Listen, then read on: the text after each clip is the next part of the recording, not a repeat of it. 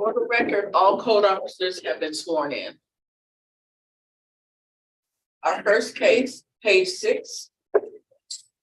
Inspector Dorian Flowen, case number TE 22080529, case address 1071 Northwest 54th Street, owner MLJ 1071 LLC, posted at property 061523, posted at City Hall 061523.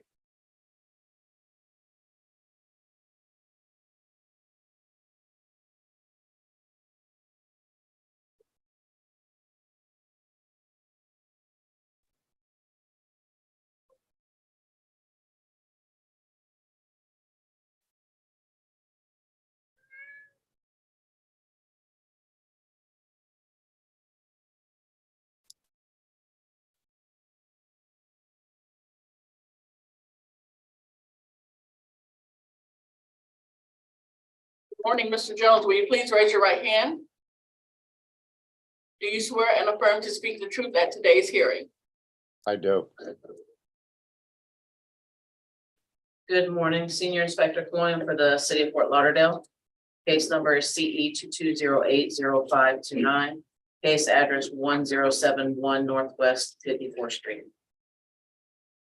This property was first inspected by Inspector Murray on August 17, 2022, and the following violations were observed. 1812A, which has been complied by Inspector Jai Prashad on 11/26/23. However, this was a repeat violation. Reference case number CE 1908-1283, and the repeat violation was observed on August 17th, September 7th, September 25th, October 10th, and October 16th. 47-21.11.A, there are areas of missing ground cover, including the swale area. And 47-2020H, there are parking facilities that are not maintained at this property. There are missing parking stripes on the off-street parking area, and the off-street parking area is heavily stained. This is also a repeat violation. Reference case number CE 1908-1283.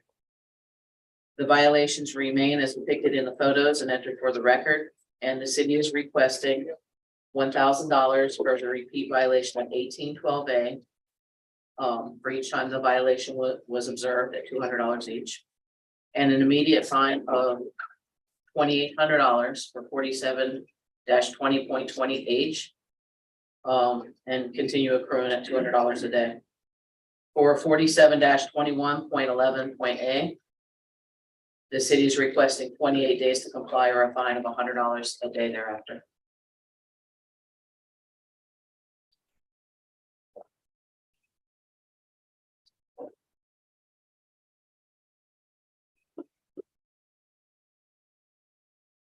Mr. Jones, Yes. Magistrate Flynn, you heard the inspector's side of it. Are you in agreement with the charges and the requested relief? I would say no. The charges are accurate. So the problem is that the parking lot started lifting from the black olive trees that are there on the property, and has created puddling areas and stuff like that. I've got a paving company, Triple Nickel Paving, is going to redo the whole parking lot. And they said it was going to take them like between 30 and 60 days to pull a permit. Would that be accurate? I mean, That's a question. we don't know how long it takes. That's the You don't building know how long department. the I think 30 city days. of Fort Lauderdale takes to issue a permit? Yeah, I don't think it takes 60 days, but I Well, he don't said know. between 30 and 60, and I'm asking if that would be accurate or if he's just not telling me the truth. Certainly varies, and we don't have an exact date. So that's okay. So that's what he stated to me. So what I'm asking for is I didn't have the funds to redo the parking lot. I now have the funds. I'm trying to get it redone. And I'm asking that, you know, that there's no fines or anything unless I don't get the parking lot redone. So, if I may, you magistrate, so the fines are repeat violations. So on repeat violations, we start the fines when we see them. To be fair, I only had the fines for the days that they went out and actually saw that it was out of compliance. For the Well, if I have to 18, pay the fines, I don't have the funds to redo the parking lot. So this is my dilemma. So, for the parking lot, I'm giving 28 days. I think that, that would be enough time to obtain a permit. Okay, so if Okay, and if then the I- permit is applied for and it's just not issued, would that be acceptable? Excuse me, Honor, Supervisor Bass for the city of Fort Lauderdale. For the parking lot, we're actually not giving any days. Why? Because it's a repeat violation, so the fines start from the date that the violation Oh, actually. I'm sorry. Yes. So the fines start from the date that the violation actually is seen. So in this scenario, what would have to actually happen is that the property owner would have to go ahead and try to make provisions to come into compliance. Once he comes into compliance, then he could come back with court magistrate to ask for a reduction in fines at that time, because it's a repeat violation. Okay, Mr. Jones, did you just hear and understand that? I think I understood it, but I mean, could you just make, Well, the bottom line here is that even though the fines would be assessed because it's a repeat violation, you won't have to pay them right away. You can come back and address them once the property is brought into compliance. And hopefully we can show you some leniency at that time if you're diligent about getting things done. okay, Yes, and I apologize. I was looking at the wrong code. So yes, like Supervisor Bass said, that's a repeat violation. So we can't give the time on that. The 28 days was for the other code for the missing ground cover. So that you have 28 days to comply, or a fine of $100 a day thereafter. So that's plenty of time to get the ground cover in. And then, like she says, the others are repeat violations. Once it comes into compliance, we'll deal with trying to, you know, mitigate anything or whatever have you, but you have to get it done. So as soon as possible. Okay, all right. So what is the fine gonna be per day? So for the 1812A, Mhm. that's, we're requesting $1,000. So that did come in, well, Inspector Jivershad complied it on November 26th. So we were asking for $200 each time the violation was observed. So that equals $1,000. The other one for the parking lot, it's not in compliance, and we're asking for $2,800 for each day that it's not in compliance that we observed it, and then it continues to accrue at $200 a day. Okay. All right, I will assess the $1,000 for 18-12A on 47-21, 28 days and $100 a day. And on 47-20, I'll go with $150 a day. And you will have a chance to come back and address these fines. okay. All right. Thank you, sir. Is that it? Yes. All right, thank you.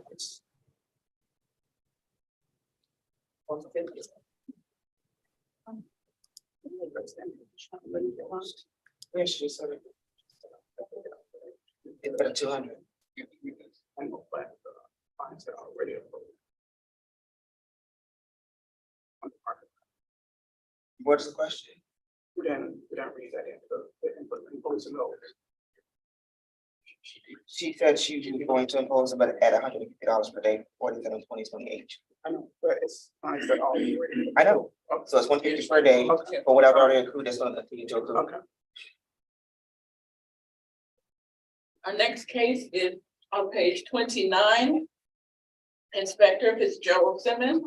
Case number CE 2304005, case address 1345 Northwest Eighth Avenue. Owner are Arlene Walcott and Dean P. Walcott. This case was cited 4/123 to comply by 4/123. One section complied at $500 per day, $500 accrued. The city is requesting the full amount. Appeal deadline was 4/16/23 and no appeal received.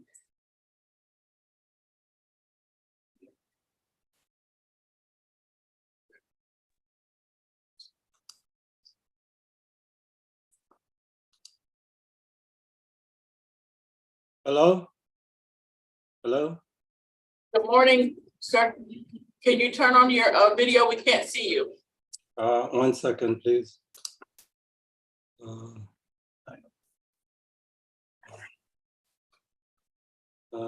Trying to.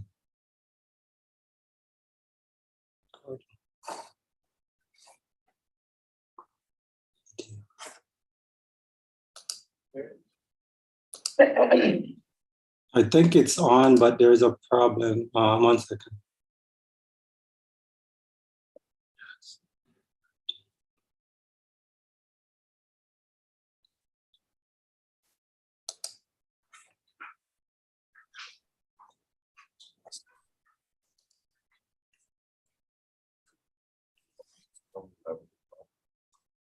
I'm Sir, sorry. please check this. I'm Please sorry. check the settings on your camera. I'm trying. 1 second.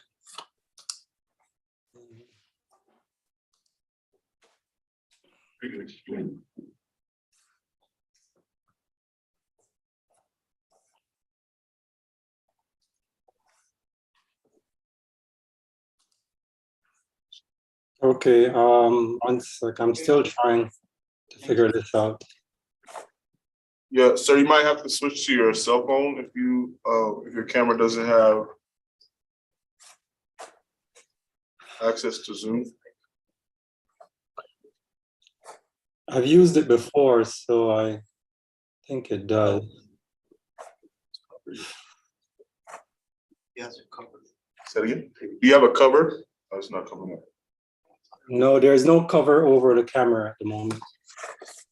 So I would suggest if you have a cell phone to log into Zoom via your cell phone, and then we could come back to you once you rejoin. Yeah, okay. Give me a second to figure this out. I'll figure it out. Thanks.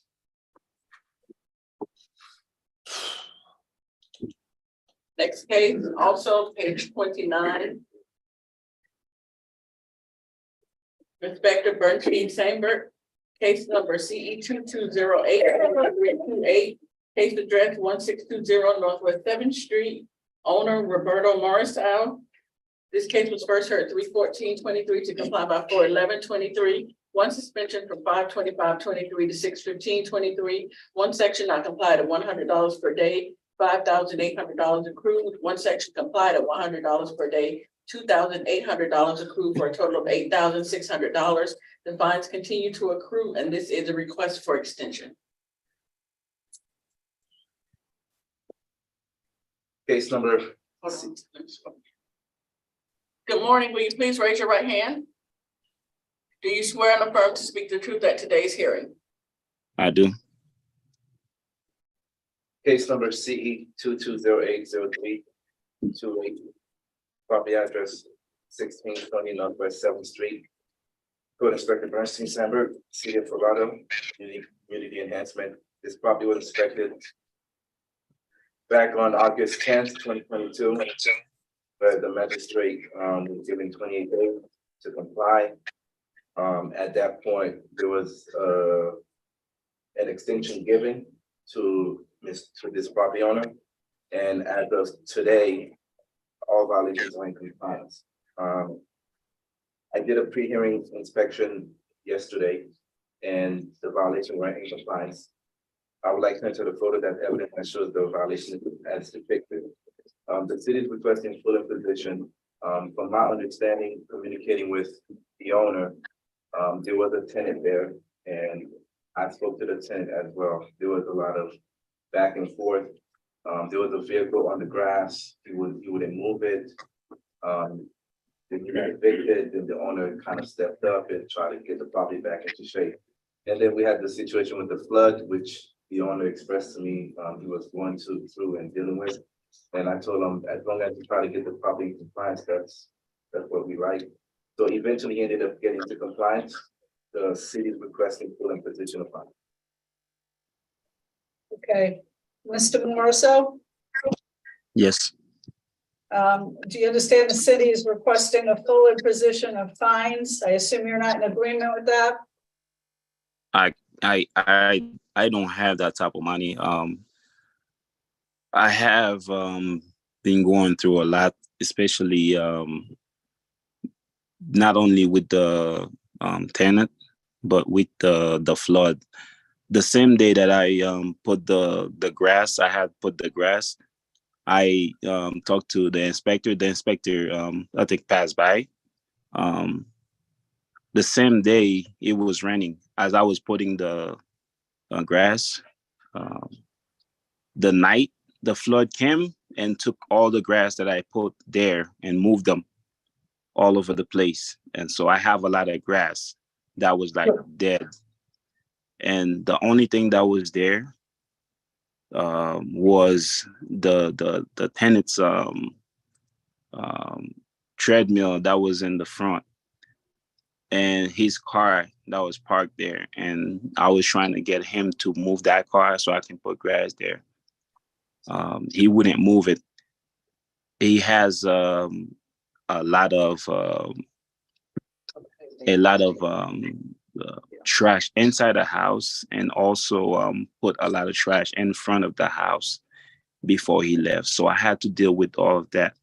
The trash even have like faces in them. I had to like move all of them. I even have like a warning from the city about the trash that was in front, and they even have like, faces in them. I had to move them myself with my hand and to take them to the dump. I had to deal with a lot of the stuff just by getting the property back to where it's supposed to be. Okay, anything else from the city? No, like I said, Mr. Roberto has been communicating with me. It's just a situation with the tenant and the flood, and then he's worked hard to get it done. So it's up to your judgment, but we would. What are city costs in this? 847. Okay. All right, I'm gonna impose fine of $900. I mean, Magistrate. Julio Goblet, Code Compliance Supervisor. Mr. Morrisseau, although you came into compliance at one point with all of the violations, the grass is currently overgrown, and it may result in additional fines. You have it on schedule to be cut and to be done so in a timely manner and often, so it doesn't become overgrown again in the future? You said the grass is overgrown. It's not overgrown. The grass I bought it's because the what they call it, the way the dirt is under it is not high. It's just the dirt that's under it that makes it look like it's high, but it's not high at all. Well, it's high according to our code, so I'm just letting you know if you could please have it cut, and probably more often now during the rainy season. Okay. Thank you. But the Alright. front, the front part that you see, it's not higher. It's just the dirt that makes it look high. Okay. All right, sir, you're free to go. Thank you. Thank you. Have a great day. You too. Thank you. Bye. Our next case, page 22. Inspector Gustavo Caracas. Case number CE 22020816, case address 409 Northeast 3rd Street, owner Chip Holdings LLC. This case was first heard 4/12/22 to comply by 5/10/22. Several suspensions noted on the agenda. 3 sections not complied at $100 per day. $13,200 accrued. The city is requesting the full amount and the fines continue to accrue. And there's also another case for the same owner. I'll read that in now, page 23. Inspector Gustavo Caracas, case number CE 22020894. Case address 405 Northeast Third Street, owner Chip Holdings LLC. This case was first heard 4/12/22 to comply by 5/10/22. Several suspensions are on the agenda. 3 sections not complied at $100 per day. $13,200 accrued. The city is requesting the full amount and the fines continue to accrue. Good morning. Will you please raise your right hand? Do you swear and affirm to speak the truth at today's hearing? Yes, Your Honor. Yes. Good morning, Magistrate. Good morning. Good morning. City of Lauderdale, presenting case number CE 22020816 for the location of 409 Northeast Third Street. And also for CE 22020894 located at 405 Northeast Third Street. These cases came before special magistrate on April 12th, 2022, where evidence was presented for in front of the magistrate and found for the city. These violations were first cited on February 24th, and so far 17 re-inspections have been done. There have been conversations with the property manager, owner, representatives on how to come into compliance. And unfortunately, as of today, we have no compliance on both properties, Your Honor. Both properties are being used as a parking lot, and also I received a complaint yesterday as well that they're getting revenue out of it, and there's I'm just waiting for an email from the complainant to formally make that complaint that that's being used otherwise as a vacant lot. Okay. All right. Please state your name for the record. Christy Armada, counsel for Chip Holdings, the property owner. Okay, counsel, why hasn't anything been done to bring this property into compliance? Your Honor, we submitted application to the city for site plan approval. The application was stayed. I don't know if you remember or not, probably not, but the property immediately adjacent to the west is an easement property. There's a recorded easement granting my client rights to that property to use it as a driveway into the parking lot. We submitted application for site plan showing the driveway through the easement property, but because it's owned by a different property owner, the city is requiring signature on the application by the adjacent property owner.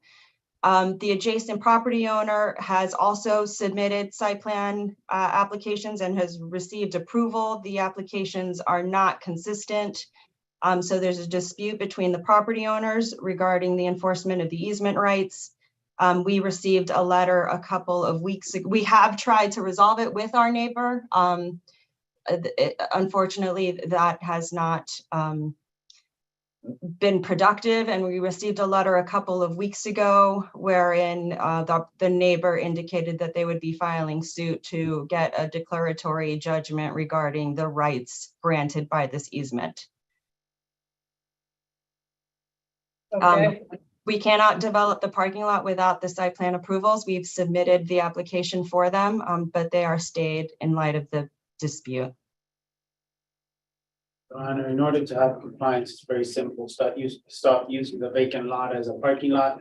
Remove everything and put saw track how it was before. Because just recently they put new pebble rock as well. They've been maintaining and keeping it as a parking lot. But as of today, it is registered as a vacant lot. So in order for compliance will be met, they actually just season it says the use, put it back as a vacant lot. Remove all the vehicles and Or can they obtain the permits? Yes. To use it as a parking? They would have to go through a process of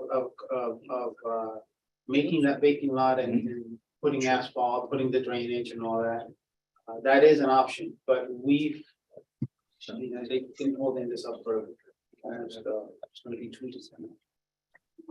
Your Honor, if I may, if we do that, if we pave the lot without the easement, then we are creating, and I'm sure you're familiar with the law, but we are abandoning or creating an argument for this property, for the neighboring property owner, that we have abandoned the easement. And it's a valuable property right, that we don't want to abandon. We are anxious to file, to pave the lot and to prepare it to be used properly. We have filed the applications to do that. It is just this issue with the driveway and the easement and our neighbor. But it And- sounds like this could go on for years.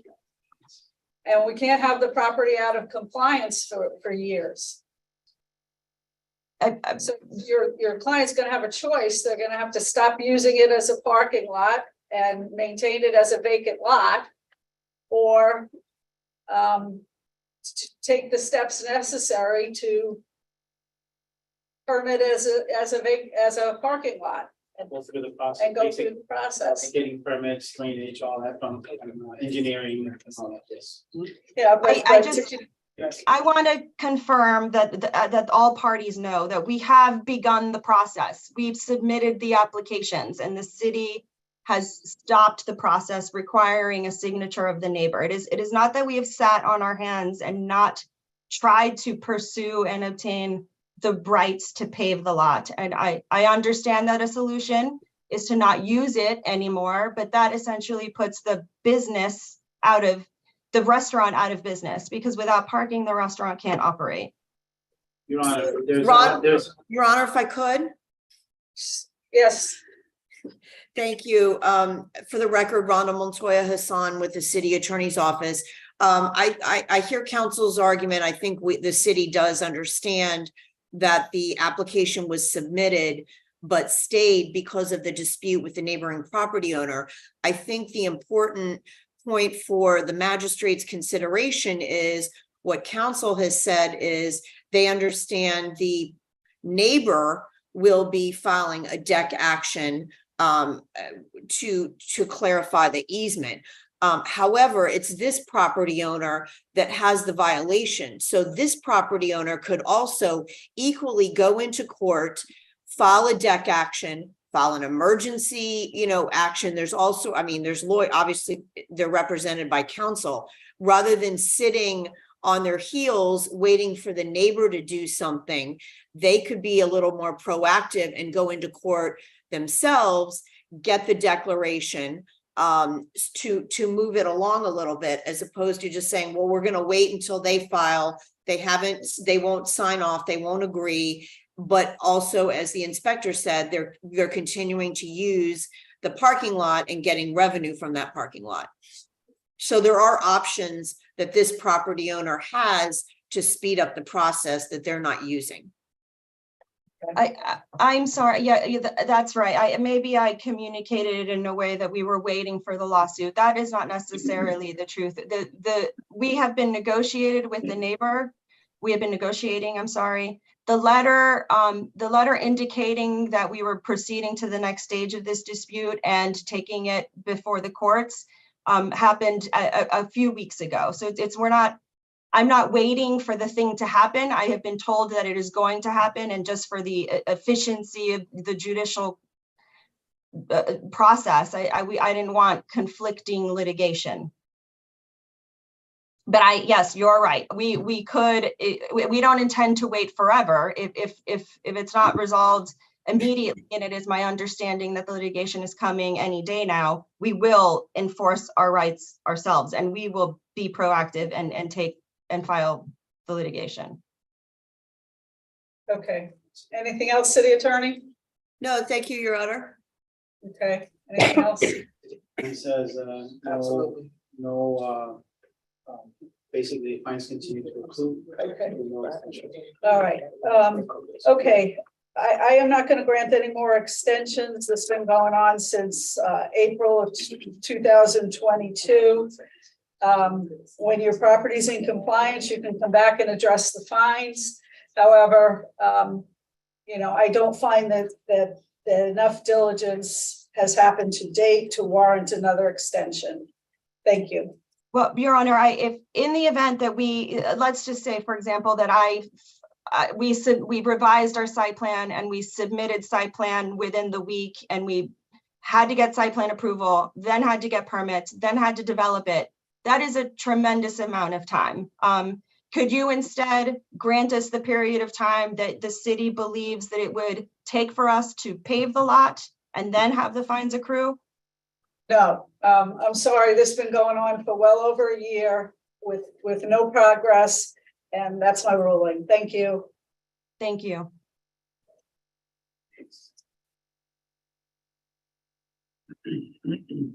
Next case, also page 22, Inspector Gustavo Caracas, case number CE 2211-0196, case address 800 Southeast 3rd Avenue, owner 3rd Avenue Condo Association of Fort Lauderdale, Inc.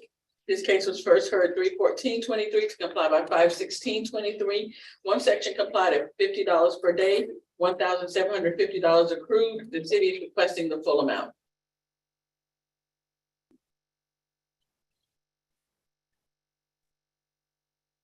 Good morning. Will you please raise your right hand? Do you swear and affirm to speak the truth at today's hearing? Yes. Morning, ma'am. Officer Caracas for the city of Fort Lauderdale, presenting case number CE 22110196, located at the address of 800 Southeast 3rd Avenue.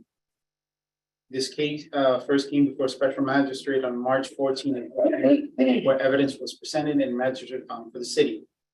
These violations were first cited on November 10th of 2022. So far, 13 inspections have been made to the property. There were conversations by phone with the property owner and how to come into compliance. And happy to say that the case is in compliance, Your Honor. Okay. Yes. And we have, I believe, the property owner with us today. Okay, sir, please state your name for the record. My name is Sam Hill. I am one of the owners. This is a condominium office building. I am the president of the condominium association and have been dealing with Mr. Caracas on this issue. Okay, all right. And why did it take so long? Well, what happened was we were cited. I asked why we were cited. They told me why we were cited. I went through they told me what we needed to be done. As you can see, the 800 building, the building in question, fronts on 3rd Avenue. And then we have this parking lot that sits in front of the 888 building. That is our lot also. When I was told what we needed to be done, I said, I'll agree to it. We entered into an agreement to get it done. I had until May 16th of 2023 to accomplish it. I went through a process. I don't want to belabor it. I know there's lots of people waiting here, but after 3 trips down, trying to pull the permit, hired the landscaper, getting a landscape architect, so on and so forth, we finally I hired a permit expediting firm. We ended up, and I was told to have it done by May 16th. We got it finished on May 15th, or actually that weekend before. The city inspector came out on the 15th and signed off on the permit.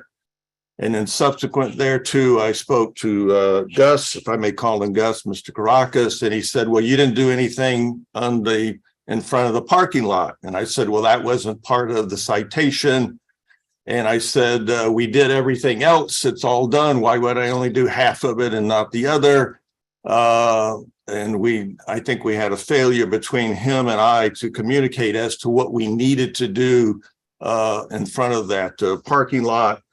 And he told me, if you put this mulch down as you see, then I'll sign off on the project. I immediately called the landscaper and said, get it done. We got it done. There was no intent here. I think it was a failure really from my standpoint and Mr. Caracas's, is the permit, the drawing that was submitted said that really there was nothing that needed to be done in front of the parking lot. The existing hedge has been there for 37 years. So I thought everything that had to be redone was in front of our building. And What are city's costs? Yes, the city's costs are $764. Okay. All right, I'm gonna reduce the fine to $900. excuse me? I'm reducing the fine to $900. That's just a little bit over city costs. I thought the city costs were $764 is what I just heard. Yes. That's right. So I made So it a little bit of a fine. $900 is a little bit of a fine. No, the $900 includes city costs. Well, All right, sir, that's my ruling.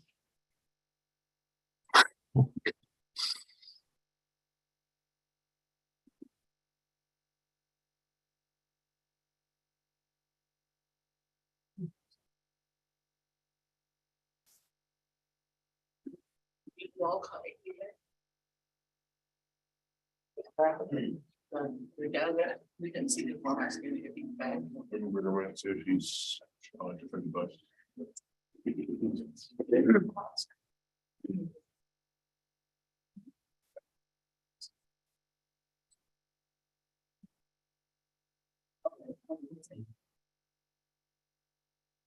Back.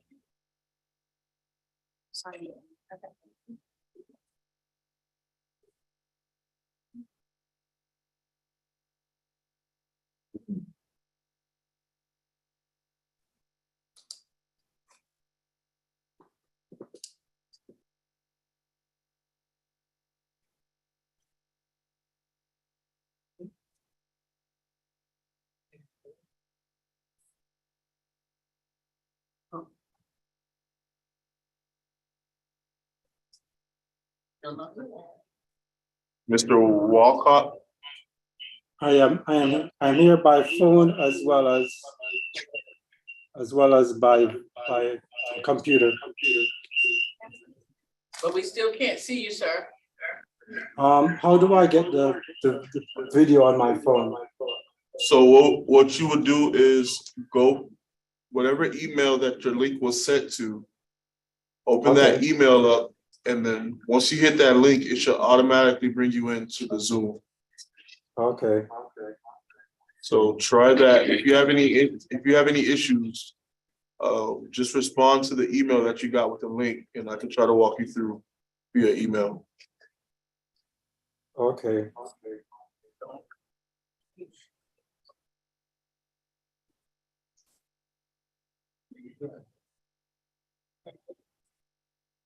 Next case, page 21. Inspector Paul Smart, case number CE 230506664, case address 4850 Northeast 25th Avenue, owner Spec Land LLC. This case was cited 5/20/23 to comply by 5/20/23. Three sections applied at $200 per day, $600 approved. The city is requesting the full amount. Appeal deadline was 6/4/23, no appeal received.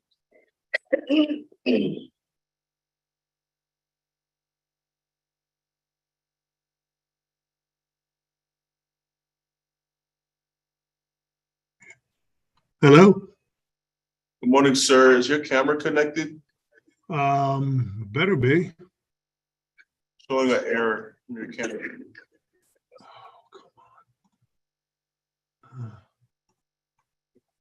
Why is it not showing?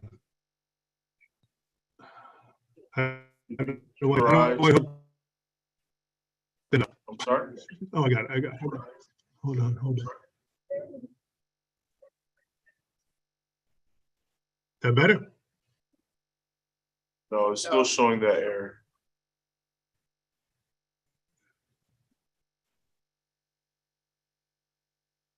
Says another app is using it already. What are you talking about? I don't have another app using it.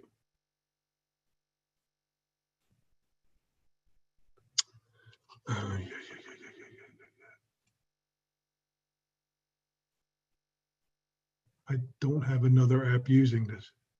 Did you try to What it's stop saying, it it's saying, and start again? Sorry?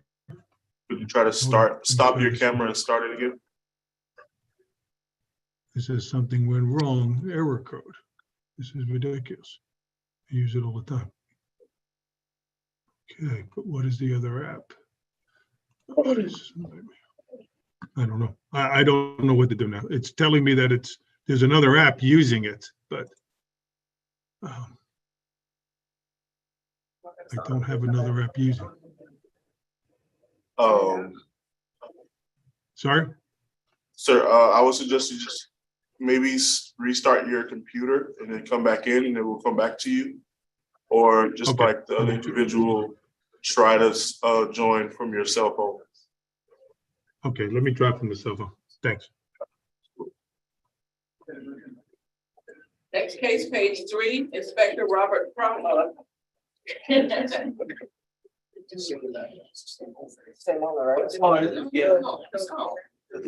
is same. Scott Miller, right?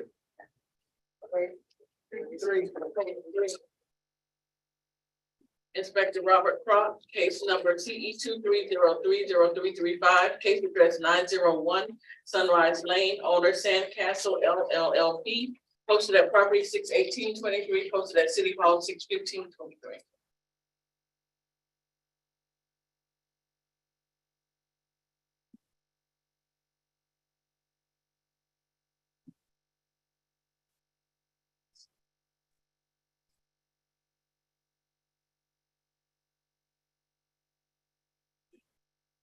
Good morning. Will you please raise your right hand? Good Do you morning. swear and affirm? Do you swear and affirm to speak the truth at today's hearing? I do. Good morning, everybody. Morning.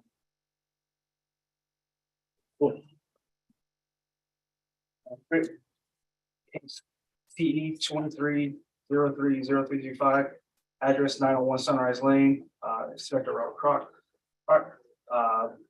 This property is found in violation of 6-51 artificial lighting that is illuminating the incorporated beaches of Fort Lauderdale. Exterior lights are not shielded and or in amber. This is a recurring violation and will be rejected. That's it. This property came into compliance on 6/25/2023. We are not asking for any fines. We're just looking for finding of fact so that this case can be recalled as a repeat violator. This case is currently just a recurring there's another case from last year from CE 2208-0376. Okay.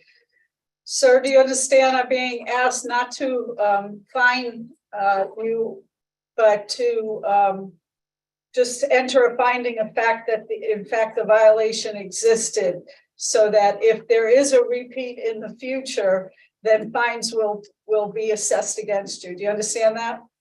I do, Your Honor. If I may ask just one question, is this related solely to the first floor ice cream store depicted in the image here? Yes. Okay, and then any potential repeat violations and No, it's not. Oh, sorry. Wait 1 second, Mr. It's for the whole, yeah, it's for the whole. Okay. I'm sorry, I'm being told it's for the whole parcel. Okay, but the lights that are at issue illuminate from the ice cream store. Is that accurate? Correct. They do. It looks like from the pictures I'm seeing. However, the fine gets assessed based on the property. Understood. So if there's a repeat violation upstairs or downstairs, you could be fined. Understood. And as far as any potential repeat, that goes from the date of a potential violation, not as of June 25th, correct? I just want to speak to him about that. He's correct. Yes, correct. Yes. Yeah. Right.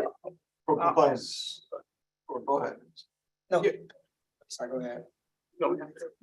I was gonna say he's correct. Yeah, yes, you're correct. That's all. Supervisor Bass for the city of Fort Lauderdale.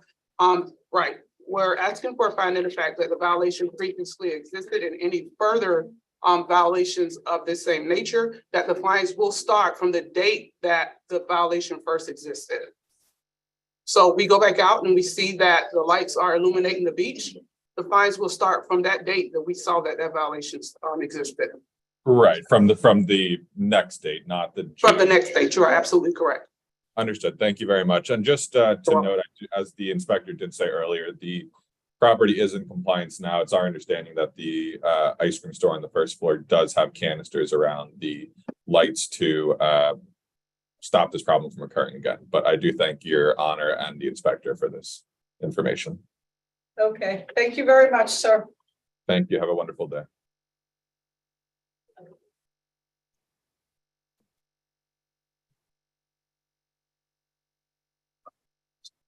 Next case, page 10. Case number CE 23010549. Case address 1640 Southwest 29th Avenue. Owner Thomas F. Lynch. And this will be serviced by parents posted at property 61523.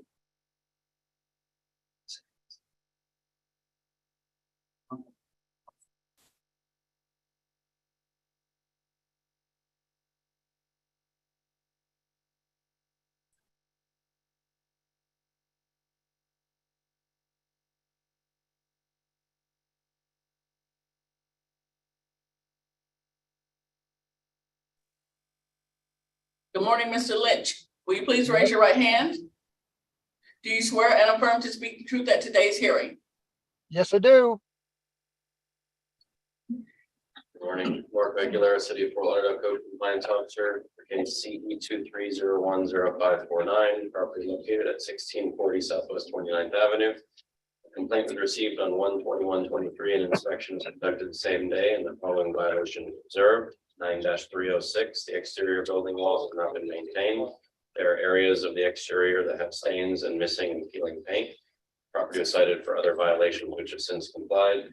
A re-inspection was conducted on 2/22/23 and the property remained in violation. As of 6/22/23, the property remains in violation as per the photos depict. At this time, city is requesting 28 days to come into compliance or face a fine of $50 per day thereafter. I will say I did receive a phone call from the homeowner a day or two ago saying that he did hire a painter and the property should be painted within the next week or so. Okay, my docket has this complied. The 9-306. Oh, it's the only one The left. only one, yeah. Okay, all right, okay. All right, so what's the city recommendation? 28 days or $50 per day thereafter. And he has hired a painter that should be painting within the next week or two. Okay, Mr. Lynch, Yes, are you in agreement to bring the property into compliance within 28 days or face a fine of $50 a day? yeah, that should be no problem. I've been working on it since before I got cited, and the flooding didn't help. Yeah, well, we appreciate your diligence in working on it, and if you run into a problem and can't complete it by that day, make sure you contact the inspector to ask for more time. I will be happy to. I haven't heard from them since before the flood, so I didn't know until I got the letters. And Okay. being mailed to my house, I don't necessarily get it. A credit card that I was supposed to get this month never came to my house. Yeah, People go around stealing from mailboxes, unfortunately. yeah, If I could use my PO box, but for some reason, the city and the county where they used to mail it to my post office box now are mailing everything to my house. yeah. That's what they gotta do. Okay, so good luck to you, Mr. Lynch, and make sure you keep in touch with the inspector if you have a problem. Thank you. Thank you, sir. Have a nice day. You too. You too. Next case, page 11. Inspector Marshall Aguilera, case number CE 23010573, case address 2449 Well Harbor Lane. Owner Danielle Stack. Posted at property 61723, posted at City Hall 61523.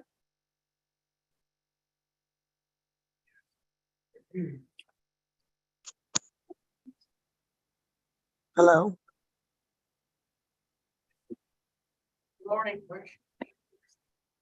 No. I'm telling you, the room has. Okay. Will you please raise your right hand? She's not a camera.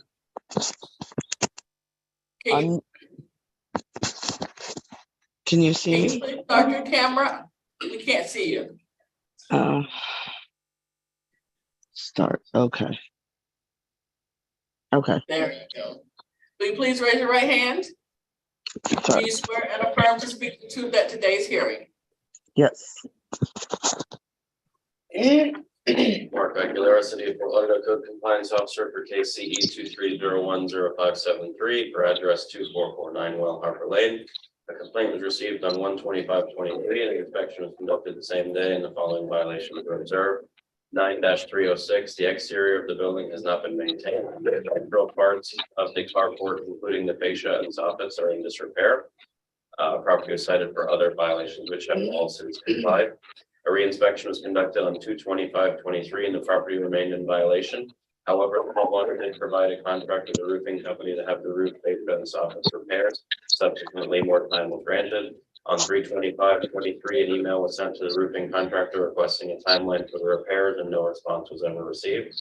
As of 6/22/23, the property remains in violation as per the photos depict. A check of city records reveals no permit has been applied for as of this morning. At this time, the city is requesting 28 days to come into compliance or face a fine of $50 per day thereafter. Okay, please state your name for the record. my name is Danielle Stack. Okay, Ms. Stack, are you in agreement to bring the rest of the property into compliance within 28 days or face a fine of $50 a day? Yes, my question is, if I get a roofer to do the job, as long as permits are filed within the 28 days, is that acceptable from that point? Well, he's asking for compliance to have the property compliant, so the answer to that is no. Do you have a contractor yet? I do, but I guess apparently he got disinterested in the job. I don't know what the guy's problem is, so I might have to get another roofer. Okay, all Because right. he's giving me all kinds of excuses, this and that, and this code and that code. And Okay, all right, I'm I gonna might give you, have- Ms. Zach, I'm gonna give you 63 days or $50 a day thereafter. And if you run into a problem, make sure you contact the inspector. Mr. Aguilera? Yes, Okay, all right, thank you very much. thank you. I appreciate it. You're welcome. Bye.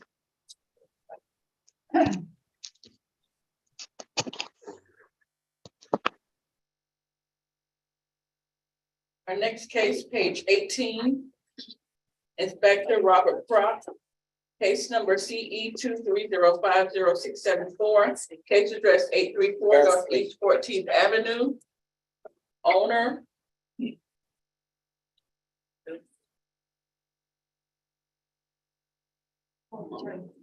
Okay. Owner Mercy Rail. This case was cited 5/21/23 to comply by 5/21/23. Two sections complied at $200 per day, $400 accrued. The city's requesting the full amount. Appeal deadline was 6/4/23 and no appeal received. Good morning. Will you please raise your right hand? Do you swear and affirm to speak the truth at today's hearing? Yes, I do. Yes. Good morning. Robert Crawford for the city. Case number CE 23050674. Address 84 Northeast 14th Ave. Next violations found were section 15-278(5)A. Noise emanating from this vacation rental property, which is outside of permissible limits. It's 15-275, public party must be situated close enough to the property as to be able to respond in person within 1 hour of being notified by a vacation rental occupant, law enforcement officer, or emergency personnel or the city of issue related to the vacation rental. The responsible party shall respond when requested. The complaint came in at 01:15. We arrived at the vacation rental. Noise was plainly audible from more than 25 feet of the property line past 10 p.m. And attempted to make contact with the responsible party and was unable to leave a message due to the inbox being full. That call was made at 01:19 a.m. We made contact with the occupants and informed them of violations, but all the violations were considered irreversible, irrevocable. Responsible party failed to show by 0219, and that is when the second violation occurred. Okay, sir, please state your name for the record. My name is Vesely Fortune. Okay, Mr. Fortune, did you file an appeal in this matter? I did not file an appeal. I just wanted to kind of just attend this hearing today just to kind of see firsthand, like I know I'm seeing the video right now of like the issues going on. I think this was for 2 different citations. Yes. Okay. And based on the video there, I don't know if it's just on my end. I didn't really hear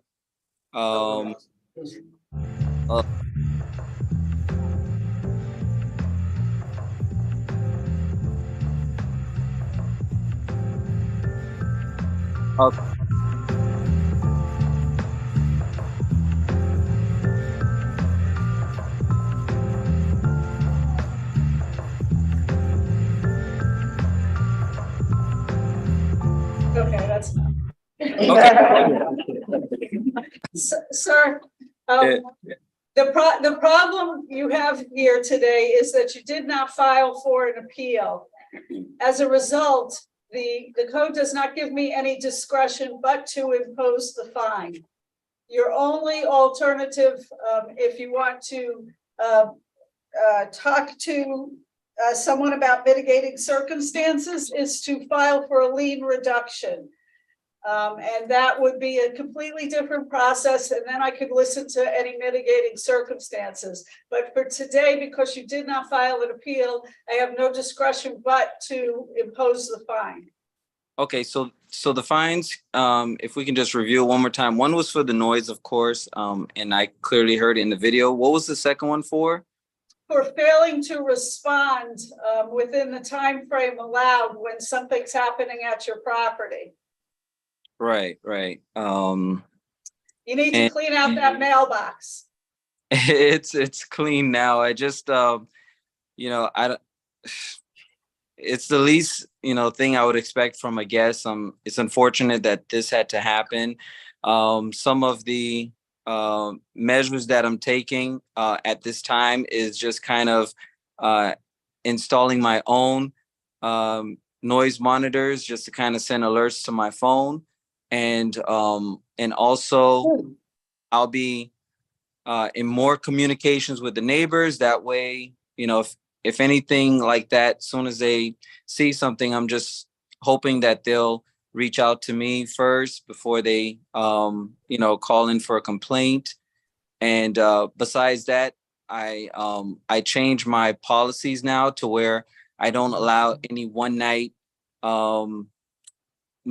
stays, because I've noticed that all of my issues have directly been with one night folks. So as someone, so that all sounds like very good measures, and so hopefully this won't happen again, and we appreciate your diligence from this point forward.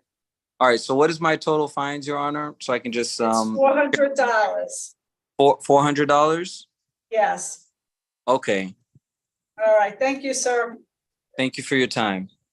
All right, have a good day. All right, thank you.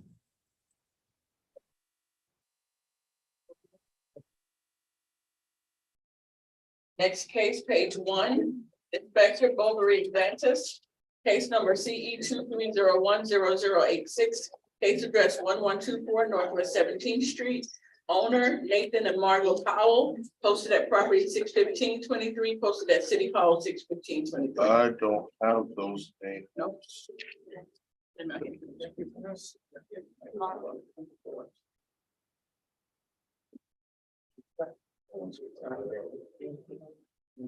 Oh, but you still. Next case, page 24.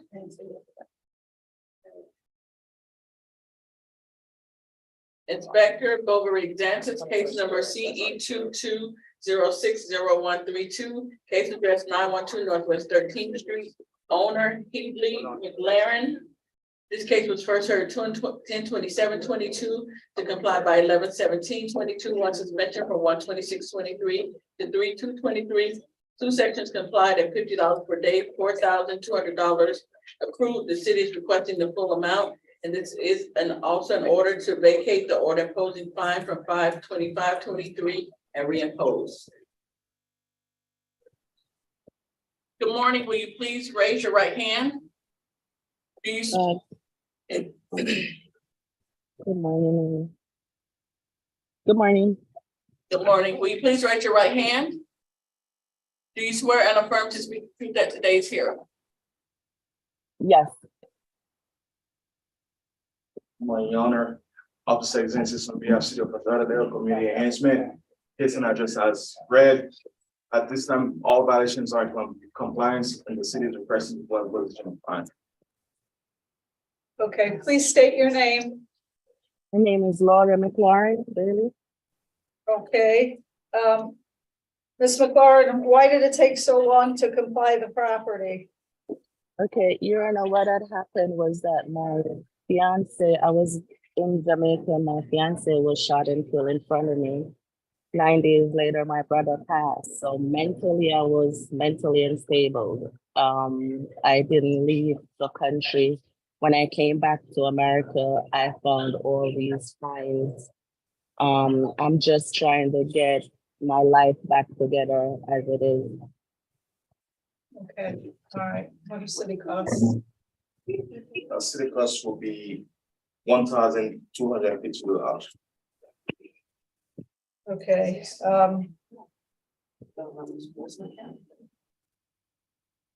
all right,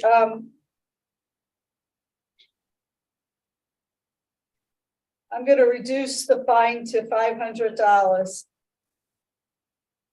Thank you so much. Okay, good luck to you now. Thank you, Your Honor. Thank you. Thank you.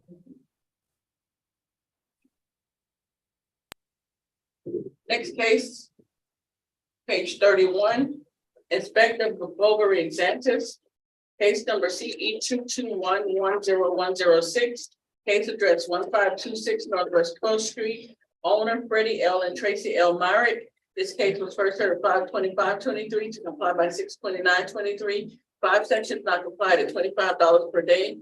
Fine starts 6/30/23, and then there's a request for extension.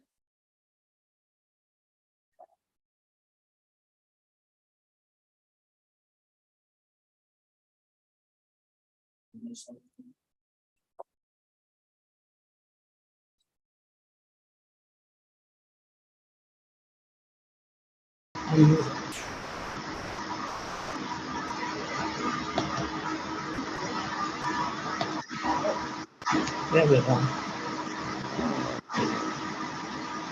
Good morning, can you hear us? Yes, Please raise your right hand. Swear and affirm to speak the truth at today's hearing. Hello? Can you hear me? yes, ma'am. Yes, Do you swear and affirm to speak the Yes, truth we at hear you. today's hearing? yes, ma'am. Yes. Okay, thank you. Good morning again, Your Honor. Officer Exensis on behalf of City of Fort Lauderdale Community Enhancement. Case and address as read. This is a hearing to request for an extension. Property owner present right now. I would let him speak. Also, Your Honor, I want to say that I have been in contact with property owners, and though it look messy, and it's a lot of stuff they have done so far trying to get the property in compliance. So I'm gonna let him speak right now. Okay. Who's gonna speak first? Unmute, please. Unmute, please. Okay, there you go. All right, how much time are you requesting and for what reason? Man, I wasn't at the time. I wasn't working, and I'm trying to do it. You know, me and my wife trying to do everything to the house as we can. I got rid of the vehicle that he told me to get rid of, and I got rid of the trailers. But it rained so much that I wanted to get more dirt to put on there before I put the grass down. I've been doing the bricks around.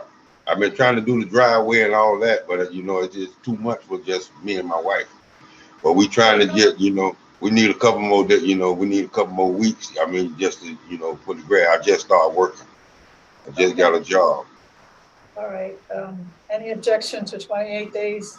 No, Your Honor, the city will not object to 28 days, but just for the record, again, Your Honor, so once everything's brought to compliance for the derelict vehicle, so we want to see proof that the tires are deflated and inflated, I'm sorry. And also we want to see proof of current tags on each derelict vehicles. Did you did you say you removed the vehicles? Yeah, but not the I ain't got. He showed me I ain't got. I moved the one vehicle that he said moved. I moved the van. It was a van and another vehicle. But the 98, he just told me I pumped up the tires and went back down. You know, in order for the vehicles to be there, they have to be working and have a current license, registration. But even an old school man. Yes. Oh. All right, so you're gonna have to remove them, register them, and repair them. Or, you know, again, they have to go.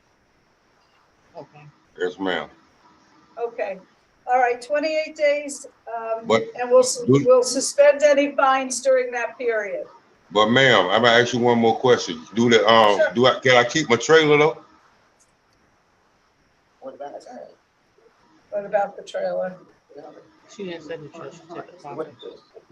Is it? Valid tag? Yeah, it needs to have a current tag on it, so in order for them to keep it on the property. Yeah, you have to get a current tag for it and then you can keep it on the property. That's will be on a hard surface. Okay, all right, thank you very much. Good luck. Yes, ma'am.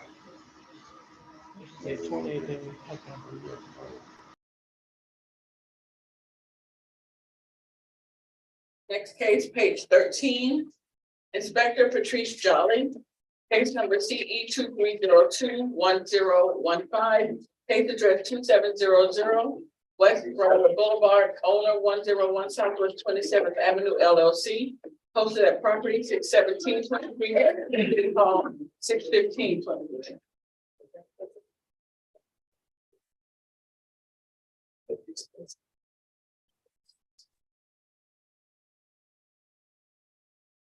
Good morning.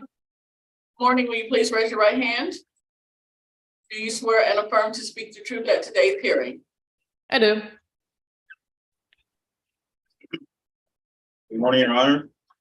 City of Fort Lauderdale Sierra Code Compliance Officer Patrice Jolly presenting case CE 2302-1015 for the property located at 2700 West Broward Boulevard. This property was first inspected on March 4th, 2023 and cited for the following violations. 18-12A, there is overgrowth, trash, rubbish, and debris on this property and over swell. 47-21.11.A, the landscaping is not being maintained. There are areas of dead or missing ground cover, dead shrubs, plants, and trees. A copy of the inspection report was posted at the property. Another copy was mailed to the property owner per Broward County Appraiser's records. The property was inspected 6 times, including a pre-hearing inspection conducted on June 24th, 2023, showing that the violations remain as depicted in the photos. The city is requesting 63 days to comply with each violation at a fine of $100 per violation per day.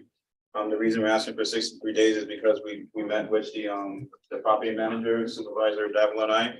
And she requested, she had to have a change of her site plan to get everything so he could, you know, have a different landscape that may be more, I say more able to survive. Like, so the things that she had to kind of die, so she wants to switch things around. So she needs to get approval from the city for that. So he's working on that right now. Okay, please state your name for the record. Kate Noma. Okay, are you in agreement to bring the property into compliance within 63 days or face a fine of $100 a day? We in agreement. The only question that I have is we will resubmit the site plan. I think the local landscape architect whom we working with, he would be able to resubmit the plans I would say within 30 days, then I'm not sure how long it will take for the city to get those new site plans approved. All right, well, I'm gonna give you the 63 days. That should be sufficient time to do both. If you have any problem, you can contact the inspector and request more time if you need it. Will do. Thank you. Thank you very much. Thank you.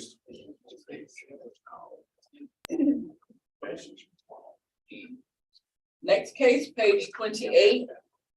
Case number CE 210504457.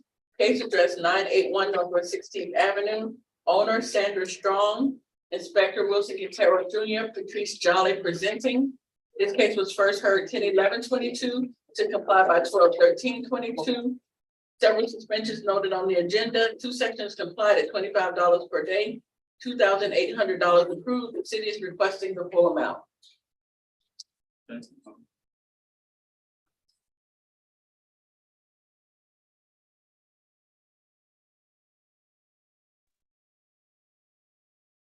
morning. Will you please raise your right hand?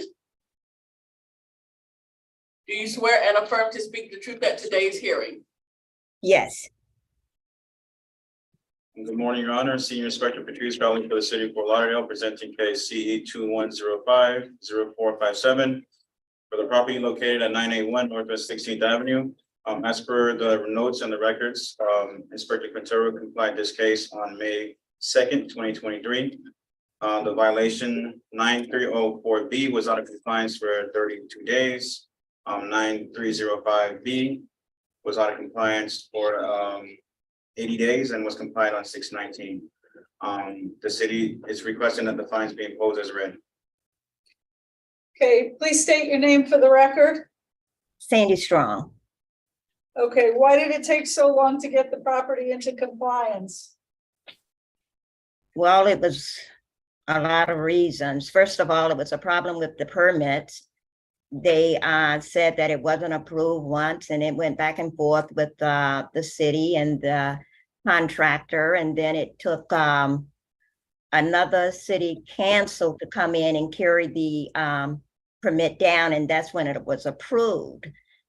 That was one of the reasons. And then also What about the landscaping? Why did it take so long to do the landscaping? I can't remember. I don't know. Financial, really. That was the main thing. And not only that, it was a tenant in there that was supposed to be maintaining the lawn, which didn't happen. So it was a combination of a lot of things, including finance. Okay. Probably being the main. All right. City cost right now is $1,289. Okay. All right, I'll reduce the fine to. I'm sorry. How much is it? I'm sorry. I'm gonna reduce the fine from 2,800 to 1,500. Oh, okay. Thank you so much. Now, that's it? That's it. Okay, thank you very much.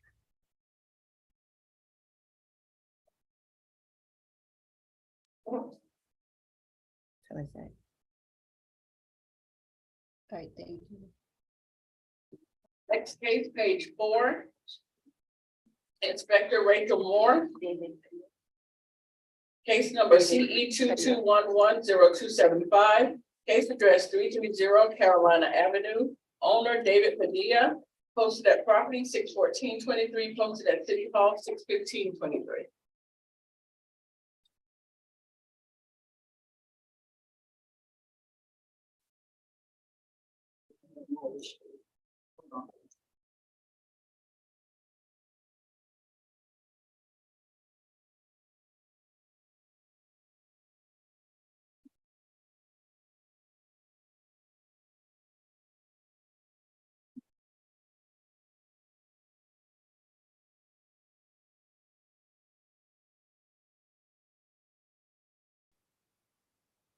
Good morning, can you hear us? We can't hear you. Can you unmute your mic?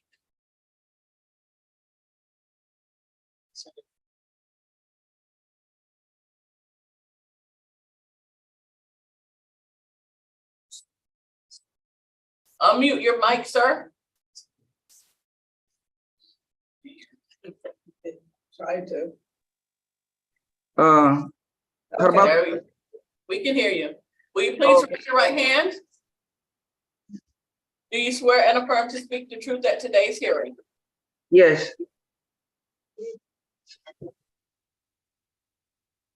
Magistrate. Full Compliance Officer Rachel Moore for the City of Fort Lauderdale, presenting KCE 22110275, address 330 Carolina Avenue. This property was first inspected on 11/14/22 by Inspector Karen Proto, and the following violations were discovered. 47-34.C.1 was rescinded and opened under a new case number. 9-304 (B). There are recreational vehicles parked on the grass lawn area. This is a repeat violation for case numbers CE 19070-548 and CE 2103-1005. This case will be presented to magistrate regardless of compliance. 18-4 (C). There's a derelict vehicle on the property, a black Honda Civic with an expired tag. This is also a repeat violation for case number CE 19070-548 and CE 2103-1005. Violation 18-12 (A). There is overgrowth, trash, rubbish, and debris on this property and its swell. This is also a repeat violation for case number CE 19070-548 and CE 2103-1005. Violation 9-306. The exterior building walls have not been maintained. There are areas of the exterior that have chipped and missing paint. This is also a repeat violation for case numbers CE 19070-548 and CE 2103-1005. Violation of 9-308 (A).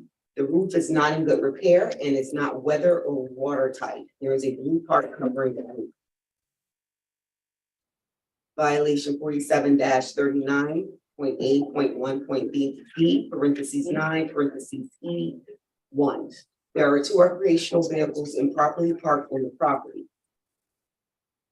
Violation 47-39.A.1.B (6) (B). There is illegal land use on this RS 6.7 zoning district. There are items being stored outside in the front, side, and the back of the property. There are items such as, but not limited to, appliances, buckets, hoses, furniture, glass windows, and other miscellaneous items. This is also a repeat violation for case number CE 19070-548 and case CE 210-31005. Subsequent inspections were conducted on November 30th, 22, 12/10/22, 1/14/23, 3/17/23, 4/21/23, 2/4/23, 3/17/23, 4/7/23, and 6/14/23. As a pre-hearing inspection conducted on 6/24, the following violations remain.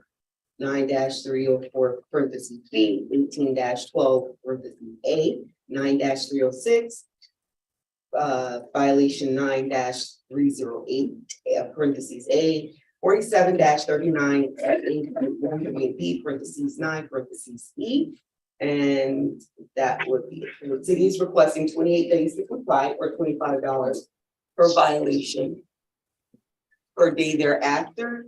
The city is also requesting that fines be imposed for all the repeat violations from the date that the repeat violations were found on 11/15/23 through the present date. So far, they've been out of compliance for 226 days. Which was a total of 93,000, because one of the violation of 18-4 (C) was complied within 26 days. Okay, sir, please state your name for the record. David Padilla. Why is this property continuing to be a problem?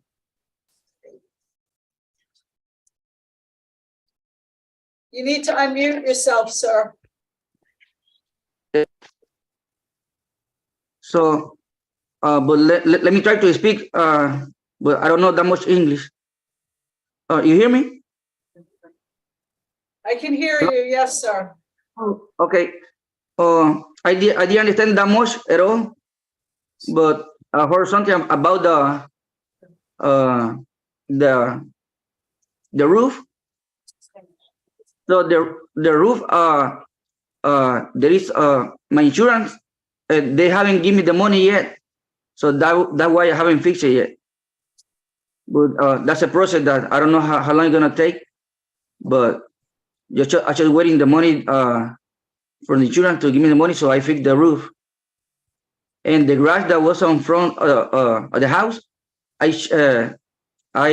put new grass, and the flood that was from the new grass that I put, take most of the grass off, and the grass it died after a couple of days. And then the black car that was a Honda, all of those cars is not there no more. So a long time ago, I sold it. And I've been cleaning the backyard too. But I've been cleaning the backyard, and I've been doing that little by little. And I don't know what else. I didn't understand that much what you were saying about all the debris that I have front at the house. I clean all that too, like the furniture, stuff like that. Okay, all right, sir. I need to make sure that you understand all the violations in front of you, so we're gonna try to get a translator to help us. Yes, please. Raise your right hand. Do you swear and affirm to translate from English to Spanish and from Spanish to English? Yes, ma'am. Okay, could you please explain to him the multiple violations, because he's concentrating on one or two and doesn't seem to understand how many are in front of him. Hola, señor Padilla. Soy Julio Dávila. Soy el supervisor de co-compliance acá y el supervisor de la inspectora también. ¿Usted entiende todas las diferentes violaciones que se han citado en este caso? Okay. ¿Usted entiende todas las violaciones que se han citado en el caso este? No entiendo todas las violaciones, solo algunas. Okay. Bueno, primero fue la primera violación, en este caso, era por tener una persona viviendo adentro del tráiler, que es prohibido, pero nosotros sacamos esa violación porque citamos el código incorrecto, pero ten en cuenta que es prohibido para la persona vivir en ese tráiler, ¿ok? Esa fue la primera. Okay. Segundo es que el tráiler está sobre el pasto.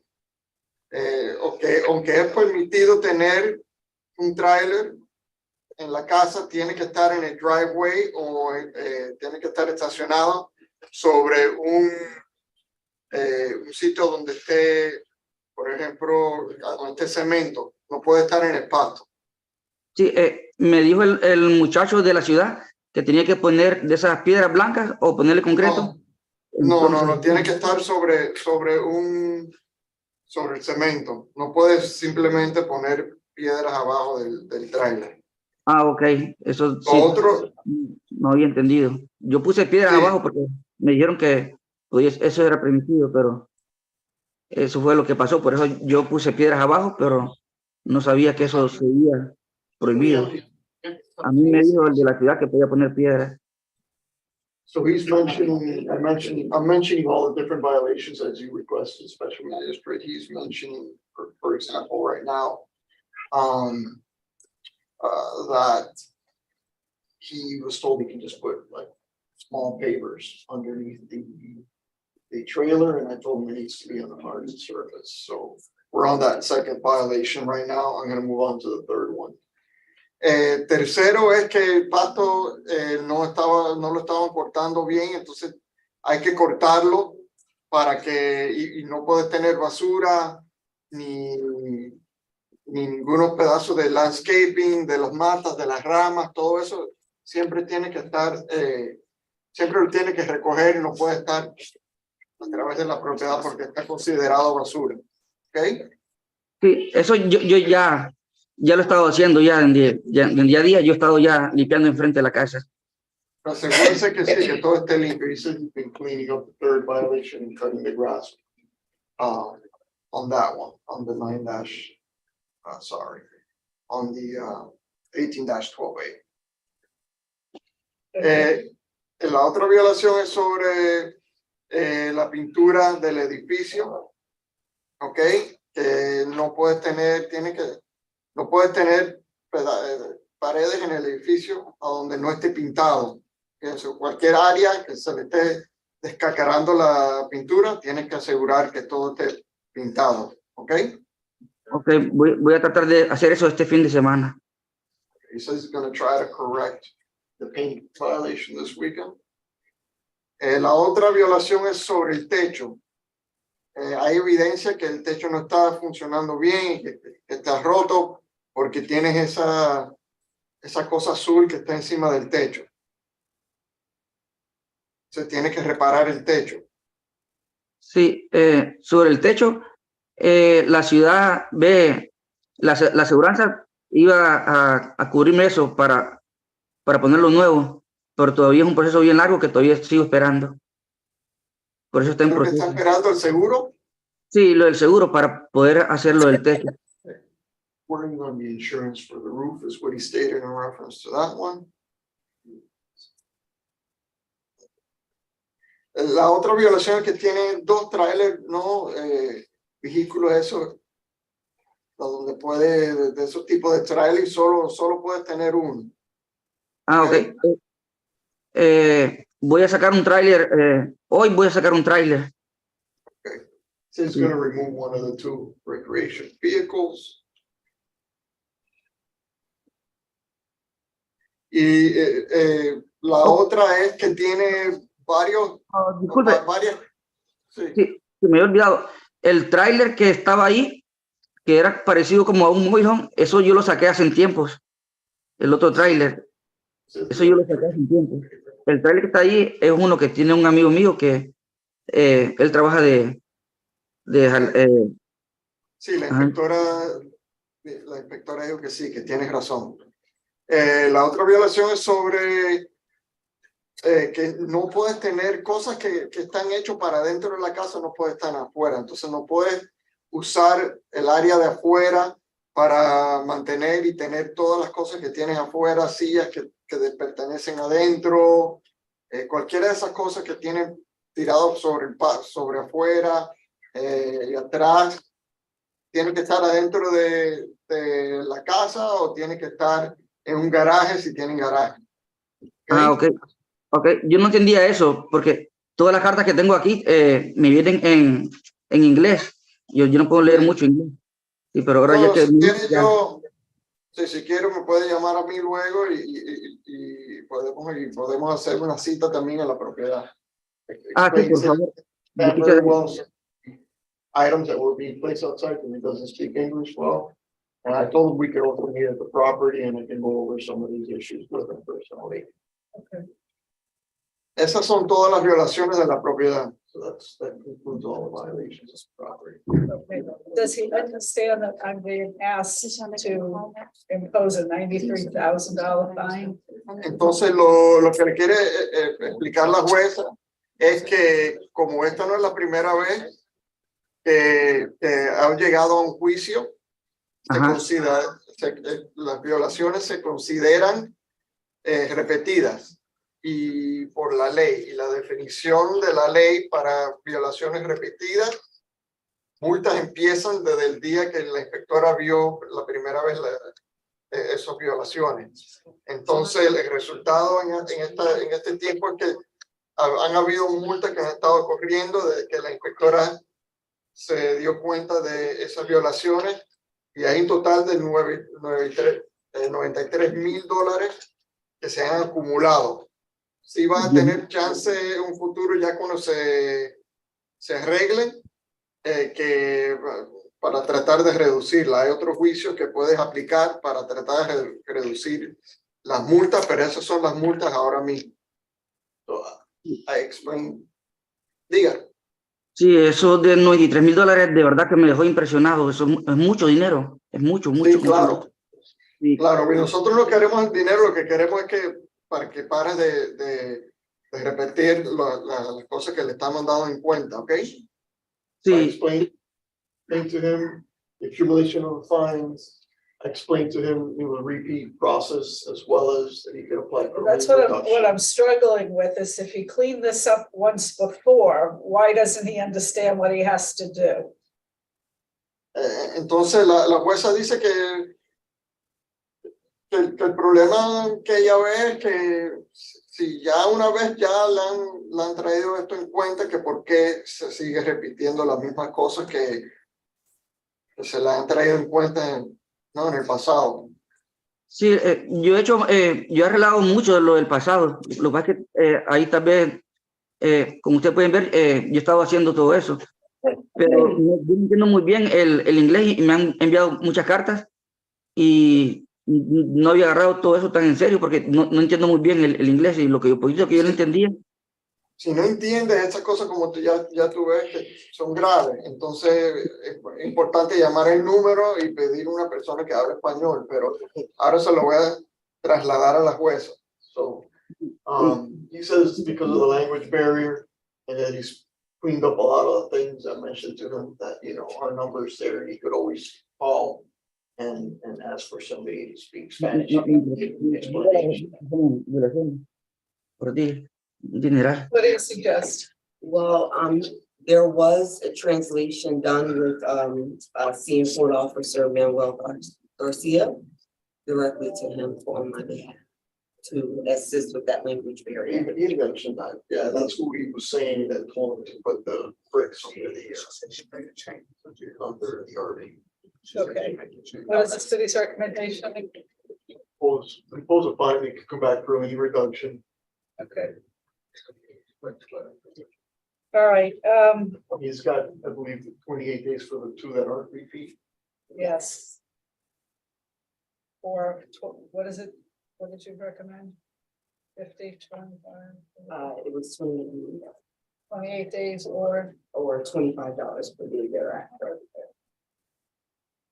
All right, explain to him that because of the repeat nature of the violations, as well as Spanish-speaking individuals coming to his property to explain to him about the violations and the fact that he cleaned up these violations once or twice before on each of them, I'm going to impose the fines. However, he is welcome to apply for a lien rejection, and we will certainly consider the language barrier or any other mitigating circumstances. La jueza dice que ella va a imponer las multas, ¿ok? Y vas a tener que hacer las correcciones que haga lo más pronto posible. La razón por qué ella va a imponer las multas es porque sí hubo una persona que habló de español que vino a su propiedad y le explicó las violaciones, porque también por la razón que son repetidas, ¿ok? Y tiene 28 días para hacer correcciones en dos violaciones que no son repetidas, ¿ok? Que son... ¿Aló? ¿Aló? Son los dos vehículos que sacó. Y para esas dos están dando... ¿Aló? Sí, ¿me puede repetir otra vez? Que como que se paralizó la pantalla y no se escuchó nada. So I'm just going to repeat again because we got frozen. Que la jueza va a imponer las multas por la razón que si hubo una persona en español que le vino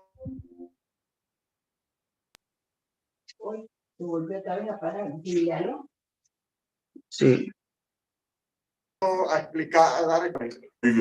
Okay. Ahí va, vamos a imponer las multas y usted tiene el derecho de aplicar por ese otro juicio que le había dicho, donde lo pueden reducir y van a tomar en cuenta que no, que tenía problemas con el inglés. Adicional, hay 2 violaciones que no son repetidas y que le estamos dando 28 días para hacer las correcciones. Esas violaciones son la del techo y la del vehículo, del trailer, que ya una ya la sacó. Okay, and I'd also like to request when you go out there, walk him through the lien reduction process so he understands what his rights are with regard to that. Okay. Y la jueza va a recomendarle que cuando nos juntemos a la propiedad, que te explique el proceso del otro juicio para la reducción de las multas. Sí, casi no he entendido muy bien todo eso, aunque esté en español casi no entiendo muy bien, pero eso de $93,000, eso es mucho dinero y no sé cómo yo no puedo pagar eso, yo gano poco dinero. Cuando yo vaya a la propiedad, para explicarle las violaciones, le voy a explicar un proceso a donde se pueden reducir las multas. Y también no sé cuántos años me pueden dar a mí para ir pagando las multas esas. Bueno, eso se puede averiguar luego dependiendo de a qué se reducen. Ah, ok. Y entonces, ¿qué tengo que hacer yo ahorita porque tengo que dejar de trabajar? Bueno, que Empieza a trabajar en eso y nos llama para hacer una cita. y ahorita ya estoy preocupado más bien. Sí, no entiendo. No, he said, he's obviously very worried. He was wondering how many years he had to pay. He could have to pay these fines. I told him we don't know the fine amount yet. That would depend on, if his lien reductions gets approved and what amount it would be approved. So he also mentioned that even though I'm speaking in Spanish, he doesn't understand, I guess, the jargon of the process still very well. Yes. I explained that I could explain it to him further once we meet in the property. Okay, and tell him, through the lien reduction process, if it's not me, the other magistrate can be made aware of his limitations with regard to language and understanding the process. Yeah, I explained that to him previously and mentioned the language barrier would be taken into this. All right, tell him hearing is over for today, but you'll be out there and explain the rest of it to him. Ya este juicio ya se ha acabado y vamos a hacer una cita, como le había dicho, para reunirnos a la propiedad y hablar sobre las violaciones y el proceso para reducir las multas, ¿ok? Sí, ¿cuándo usted va a venir? Porque sí me interesa mucho estar ahí, porque cuando ella vino y le explicó al otro muchacho que estaba en la casa, era otro muchacho que estaba ahí, a mí no me ha explicado nada en español.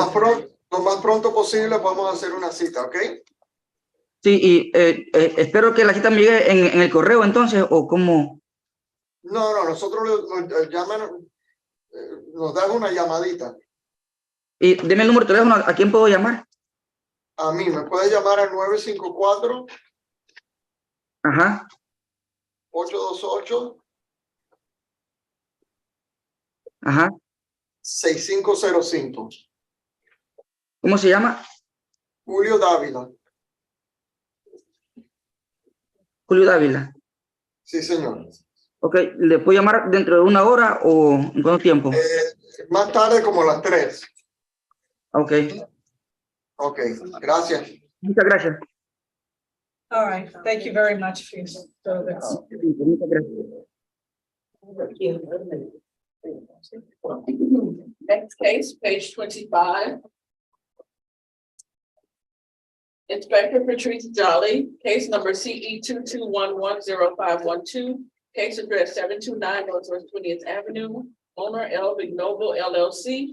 This case was first heard 3/30/23, applied by 4/27/23. One suspension from 5/25/23 to 6/29/23. 5 sections not complied at $50 per day, $7,000 accrued. The city is requesting the full amount and the fines continue to accrue.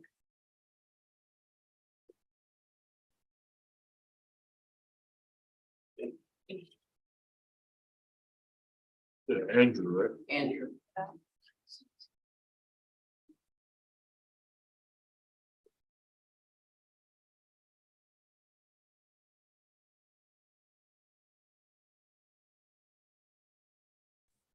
Hello?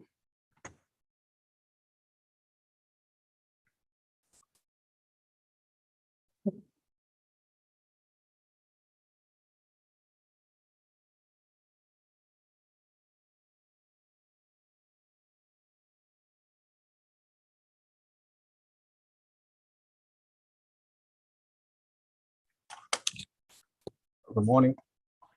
Good morning. Will you please raise your right hand? Do you swear and affirm to speak the truth at today's hearing? Yes.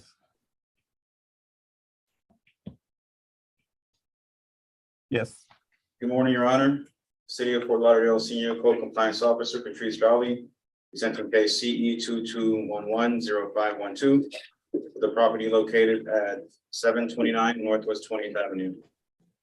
This property was first inspected on November 26, 2022, where the property was cited for the following violations. 9-305B, which remains non-compliant. Landscape has, this property is not being maintained and need well kept appearance. There are areas of dead and missing ground cover. This is a recurrent violation of previous case number CE 2202-0841. 18-12A, that violation complied as of June 24, 2023. There is overgrowth, trash, rubbish, and debris on this property and or its swell.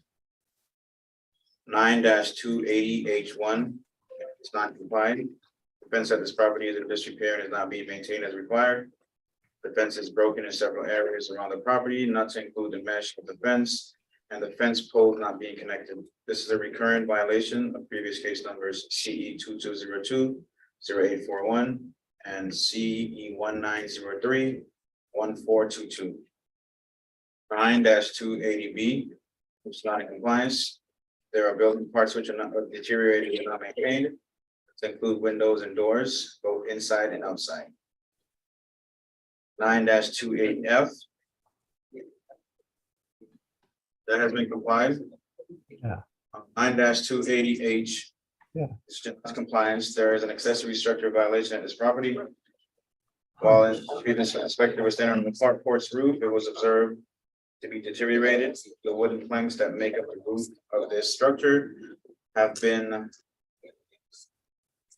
sustained weather damage and are appeared to be worn. Also, the soffits and fascia on the carport are observed to be deteriorated as well. Copy of the inspection report was posted at the property and the other was mailed to the property owner for BCPA records. This case was first heard on March 30th, 2023, with a magistrate found for the city. This property was inspected a total of 14 times, including a pre-hearing inspection conducted on June 24th, 2023, which showed the violations. All violations except the 18-12A for trash and debris remain as depicted in the photos. The city is requesting that daily fines continue to accrue until the property is brought into compliance. I just want to add on the pre-hearing inspection, the gates were locked to the property to view certain things, so I wasn't able to verify that the windows were working, and also too that the carport structure roof has been repaired. So I'd like to get access to see those things if they're fixed, so that I can comply those immediately, and everything else, as you see in the photos, remain. Okay, sir, please state your name for the record. Andrew Chihuahua. Okay, why is it taking so long to bring this property into compliance? Now, if I may ask a question. We had a meeting about this property, the last meeting with a different inspector. And there are violations that are coming up now as non-complied, which were complied before, is my understanding that they were complied. Now, the fence, the interior, the windows. I mean, the house has impact windows that operate.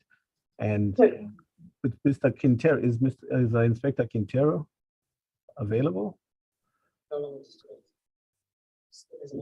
Because the ground cover, we had put the ground cover in. That picture is from 2022. The last hearing we had updated pictures that covered all these areas. There are current pictures. They'll be back on the screen shortly.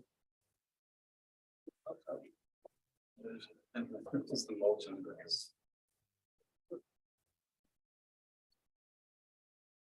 Right, he's hard to understand, but I think he's telling me that some of this stuff is in compliance. that's what he's trying to say. The reason right there. Yeah. The ground cover is not it's not in compliance.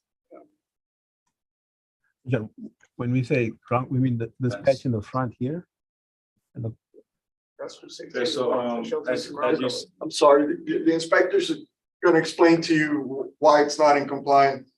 so the ground cover is not in compliance because as you can see, the entire front yard, majority of it is covered with mulch. Mulch is not living ground cover. And also too, the swale area is, there's missing ground cover. There's nothing there. There's bare areas of dirt. So, and also too, for the fence, you guys did put a post, but you didn't connect it properly. And there's actually a section where the gate, like if you see, saw disconnected, the gate, there's a fence running straight, a post running directly across a gate where it should just be an opening. So there's a few things that need to be buttoned up, and I would like to have some access to verify, you know, the carport and the window violations that you receive so they can be compliant as well.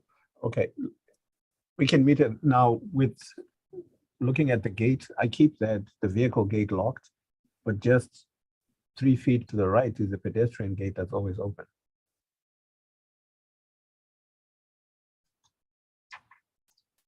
Okay, so I can't just walk on your property. No, I leave it open. So if access is required, that's fine. But then I lock the main gate because obviously a lot of stuff happens in that area, but I actually left the pedestrian gate open for situations like this as we're cleaning it up. Now,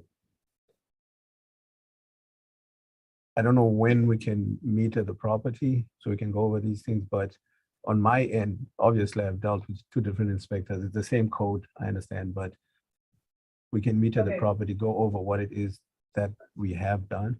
And so that I am crystal clear on what it is that needs to be done so we can close this.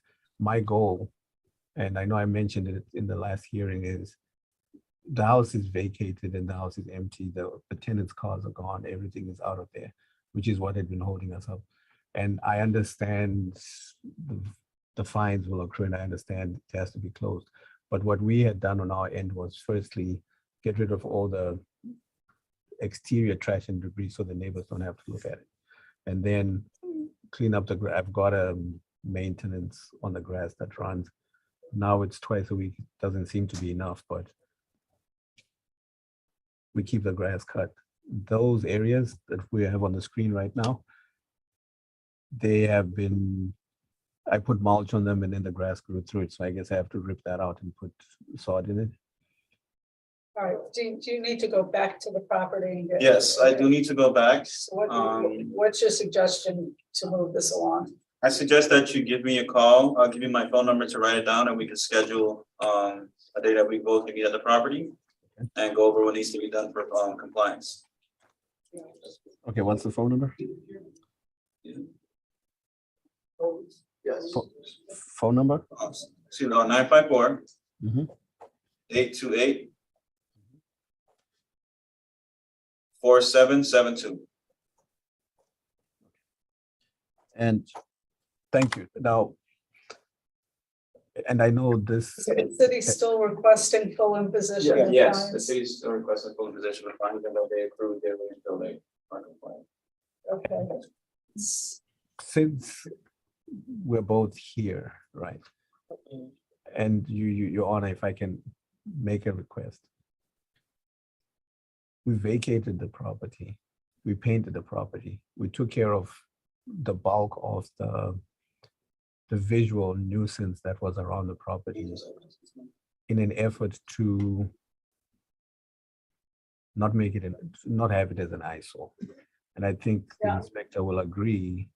Sir, there's still a lot of areas that are not in compliance, but the inspector's gonna meet with you and hopefully you can bring the property into compliance in short order.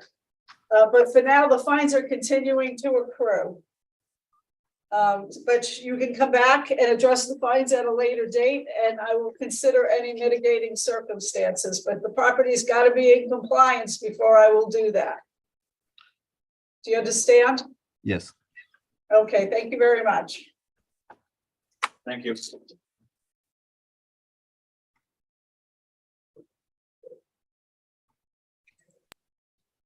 Go back to that.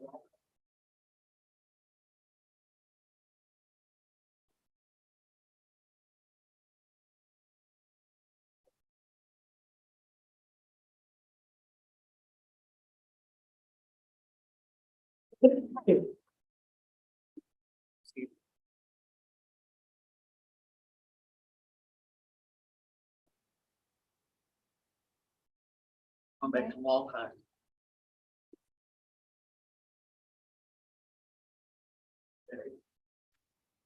Next case, page 29. Inspector Fitzgerald Simmons, case number CE 23040025, case address 1345 Northwest 8th Avenue, owner Arlene Walcott and Dean P. Walcott. This case was cited 4123 to comply by 4123. One section complied at $500 per day, $500 approved. The city is requesting the full amount. Appeal deadline was 4/16/23 and no appeal was received. Mr. Walcott, will you please raise your right hand? Do you swear and affirm to speak the truth at today's hearing? Yes. Night Enforcement Inspector Fitzgerald Simmons, representing on behalf of the city of Fort Lauderdale, case number CE 23040025, case address 1345 Northwest 8th Avenue. This property was first inspected on April 1st, 2023, following a neighbor complaint about loud noise, music, and the following violations were observed. Section 17-6. There is noise in excess of the permissible sound limits of 50 dBA after 10 p.m. on April 1st, 2023 at 9:57 hours. Decibel levels were measured as follows: 68.9 dBA, 67.7 dBA, and 69.9 dBA. This violation is irreparable and irreversible in nature. I submit videos into evidence. This concludes my testimony. Sir, Yes. Hello. did you file an appeal in this matter? Yeah. Yes. That's the first question I was about to ask. The notice that I saw said to respond by email, which I did. And then when I got this in the mail, I thought that this was the response to my email. I'm a bit confused by that. Do you have the email that you sent? I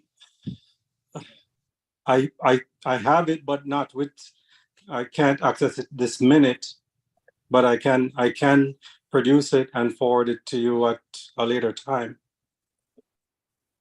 But I did submit documents when I did file for this case, when I did registered online. So my attorney put together this entire packet of information regarding the noise, regarding who is responsible for the noise. All right, is there any record of receiving an appeal in this matter? I'm checking. Thank you. So I guess while she checks on that, this tenant, this is a rental property, and the tenant, we started with the issues with that tenant. She was running a business out of the location, and there was a notice, but that was later dismissed. And also we filed a 60-day notice starting, that was filed on January 25th, and then a 3-day notice. And then, we filed, there are documents filed with the court to have her evicted, and she was eventually evicted. And she left the property on April 3rd, and the violation. Unfortunately, without record of an appeal being filed, the way the code reads is that everything that the city alleges is deemed admitted, and I have no discretion but to impose the fine unless you in fact filed for an appeal, and she's checking that now. If there's no record of an appeal, then I have no discretion but to administer the fine of $500. And you are welcome to go through the lien reduction process if you so choose. Wait 1 second. Good morning. Yeah, good morning, Magistrate Katrina Johnson Jordan, Code Compliance Manager for the City of Fort Lauderdale. For the record, he did not file an appeal for the citation. What he did file for the hearing was all of the evidence that his tenant was evicted. But as far as an appeal for the actual citation, no, he did not. Okay, all right. I can't consider that evidence that you submitted, and there's no appeal filed, so I'm going to post the fine. Sorry, I don't understand. What is the difference? I responded based on the information that was in the letter. It said to respond by mail by a certain date, and I It responded. also gave you a time limit for appeal, sir, and we did not receive the appeal. So that is my ruling, and unfortunately, my hands are tied on that. Thank you very much.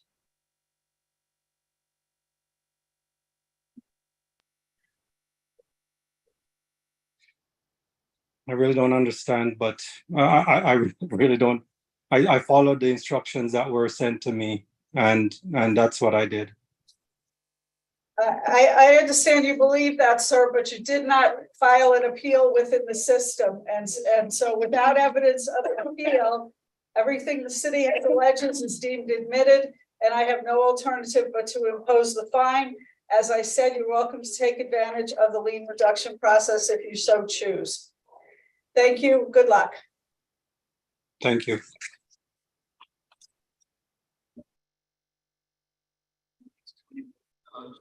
Hold his own hearing. Alcohol, if he is.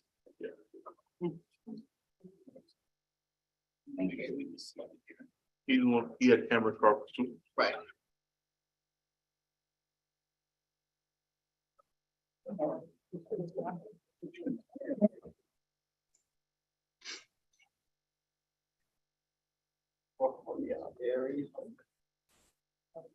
Yes, hello? Hello, sir, is your camera on? Yeah.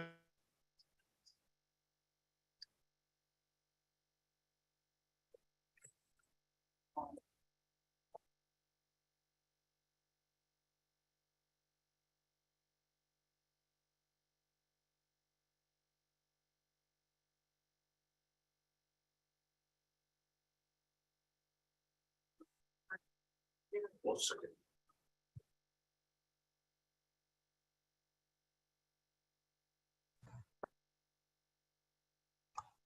Hello, Gary here.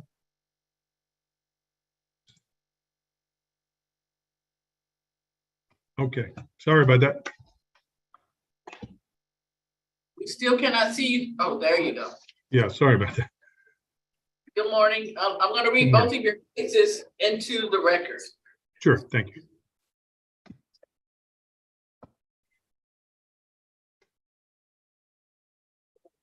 First case, page 21. Inspector Paul Smart, case number CE 230506664, case address 4850 Northeast 25th Avenue, owner Spec Land LLC. This case was cited 5/20/23 to comply by 5/20/23. One case, 3 sections apply to $200 per day, $600 accrued. The city is requesting the full amount. Appeal deadline 6/4/23 and no appeal received. Mr. Holt, will you please raise your right hand?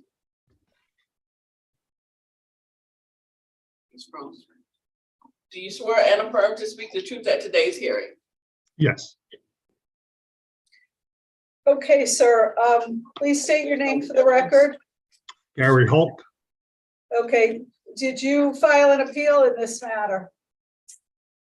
No, I did not file an appeal because we're new at this and I didn't know. I was just waiting for the, when I met with Officer Smart that evening, I said to him, do we get, I don't understand how I cannot, remedy this. I arrived, they called me at like 7 p.m. I think it was, and I arrived at 7:15. And the guest told me that there was only going to be 3 people. She was going to have a birthday party for her son. And next thing I know, I go over there, saw Officer Smart down the road and all the neighbors, and there was about 30 people at the pool and cars parked. And we, Yeah, unfortunately, sir, because you did not file an appeal, this evidence is really not pertinent because all of the allegations have been deemed admitted. And therefore, I have no discretion but to. but how are we, could I ask you a Post question, the- Your Honor? How are we Well, supposed you to? you can speak after I'm done speaking, I'm sorry, sir. go ahead, go ahead. All right. And as a result of not filing the appeal, I have no discretion but to impose the fine, but you're welcome to take advantage of the lien reduction process should you choose. Now, what else do you want to tell me? Okay, so what I wanted to tell you was that I manage these properties, I maintain these properties, I know all the neighbors, I talk to the neighbors.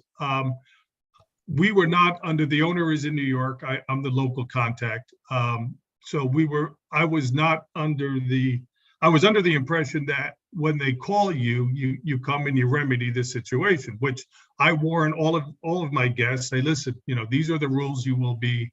I understand that you have Right. some circumstances, sir, but what I'm trying to tell you is that none of that matters for this hearing. Because I have no discretion but to impose the fine. Now, if you want to come back and do a lien reduction process, then I can listen to all of these mitigating I got you, circumstances. okay. Can you? All right. Yeah, how do I proceed with the lien reduction process? Okay,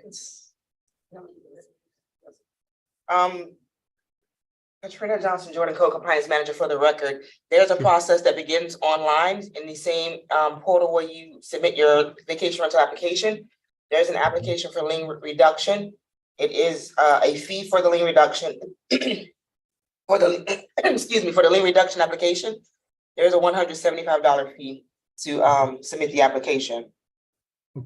Okay, so I'm going to impose the fine of $600.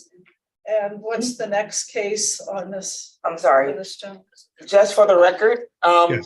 Mr. Hope, just for your knowledge, being that this property has received 3 violations of the vacation rental code, it will be scheduled for suspension at the next available hearing. Okay, and that's July 11th? Possibly. If you've already received the notice, then yes. I'm not sure if you've Well, already no, received we notice. haven't received the notice, but. Okay, but as soon as you receive the notice, that'll be the hearing that you'll be scheduled for. Okay, thank you. Okay, next case. Next case, also for this respondent, page 19, Inspector Robert Crock, case number CE 23050204, case address 1631 Northeast 59th Place, owner Spec Land LLC. This case was cited 5523 to comply by 5523. 3 sections complied at $200 per day, $600 accrued. City is requesting the full amount. Appeal deadline was 5/20/23 and no appeal was received. Okay, I assume that you did not file an appeal in this one either. You are correct, because I didn't know the process. Like I said, we're new at this, and so, Okay. But anyway. All right, so I'm gonna have to impose the fine of $600. Mhm. And you can avail yourself of the lien reduction process, so if you choose. Okay. Thank you. What about the suspension on this? Is it the same thing? Yes, It's sir. in front of me right now. Yes, sir. It will be scheduled. Letting you know. This will be scheduled, so I need to. Okay, All right, thank you very much, sir. okay, thank you. Next case.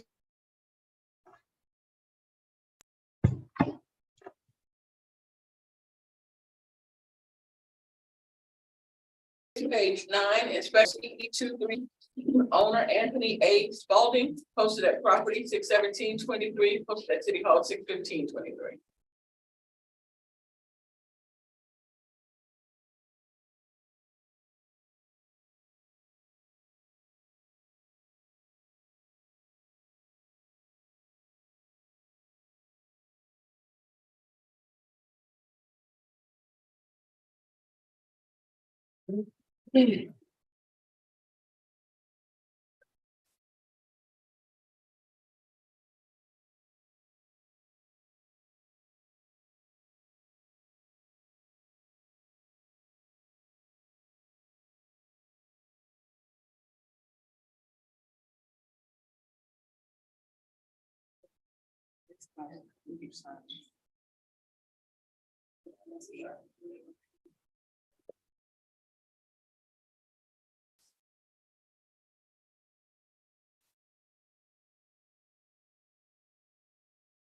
Anthony, can you hear us?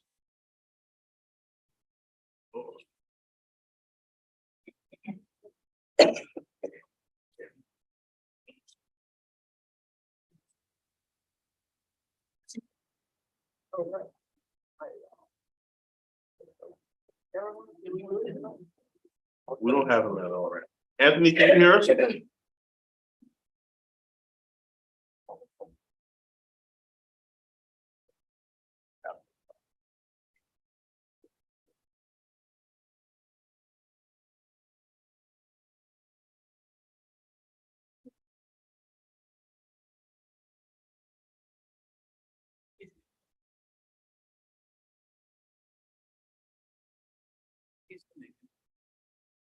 Anthony, can you hear us? I can, yeah, I can hear you. I can hear you. Swear him in, I'm gonna stop the video. Swear him in, I'm gonna stop the video. Okay. Will you please raise your right hand? Yeah, sure. Do you swear and affirm to speak the truth at today's hearing? Absolutely, yes.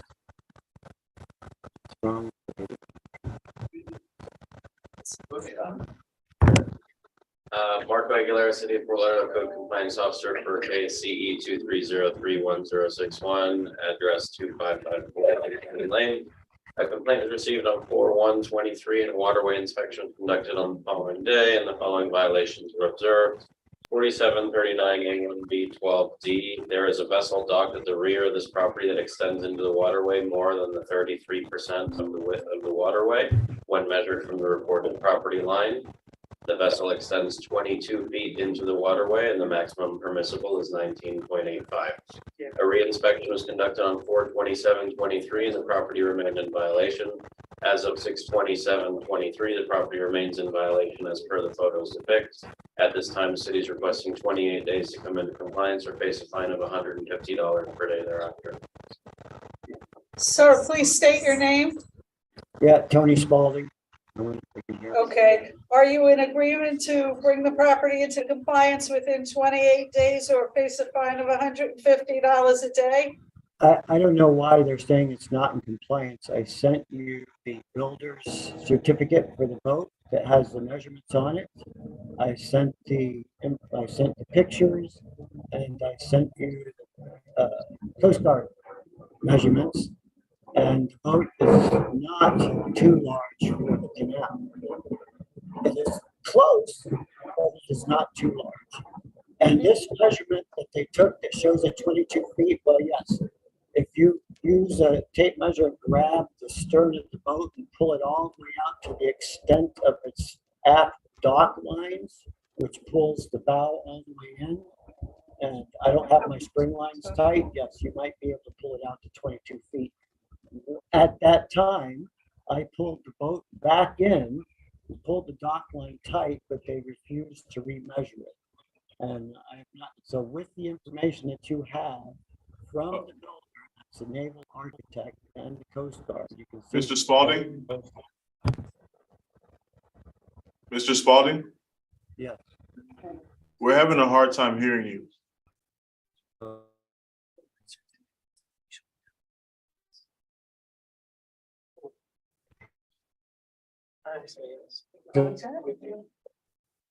Dial. Hello? Yes, sir. You want me to use the dial-in number? That might work better. Sometimes my internet signal's not so good. Sure. And it went back. Let me find it. Okay, can we recall this? I'm sorry? We're gonna ask you to dial in and we'll recall your case in a few minutes. Yeah, absolutely. And you can see that this has been opened and closed like 8 times already. They come out and measure it and seen the documentation. I'm sorry, I'm having trouble hearing you. Let's try again. All right. Next case, page 17. Inspector Marco Aguilera, case number PE 2305018, case address 2070 Southwest 31st Avenue. Owner ECBD Investments LLC. This case was cited 5523 to comply by 5523. One-time fine of $500. The city is requesting the full amount. Appeal deadline was 5/20/23 and no citation appeal was received.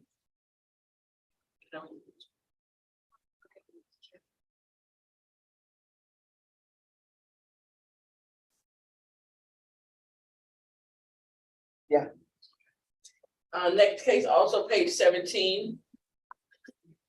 Inspector Marco Aguilera, case number CE 2305018, case address 2080 Southwest 31st Avenue. Owner Roger and Trudy Jones. This case was cited 5523 to comply by 5523. One-time fine of $500. The city is requesting the full amount. Appeal deadline was 5/20/23 and a citation appeal was received. These are the same owners, they're not the same owners. Okay, so let's start with the first. Same attorney. Okay. Got it. Regulated City of Fort Lauderdale Code Compliance Officer for, please recommend. Good morning, sir. Will you please raise your right hand? Do you swear and affirm to speak the truth at today's hearing? Yes, I do. Marco Aguilera, City of Fort Lauderdale Code Compliance Officer for CE 2305088 for 2070 Southwest 31st Ave. An inspection is proactively conducted on the property on 5/5/23 and the following violation is observed. 4721.15A. Multiple trees were removed from this vacant lot without first obtaining a tree removal permit from the city of Fort Lauderdale. Subsequently, a citation in the amount of $500 was issued to the property for irreversible violation of the tree removal without a permit, as well as an inspection report requiring the property owner to obtain an after-the-fact tree removal permit. A request for administrative appeal was received via email on 5/19/23. As of yesterday, a check of city records reveals no tree removal permits have been applied for or filed with the city of Fort Lauderdale. At this time, the city is requesting to impose a fine in the amount of $500. Okay, sir, please state your name for the record. Frank Anzalone.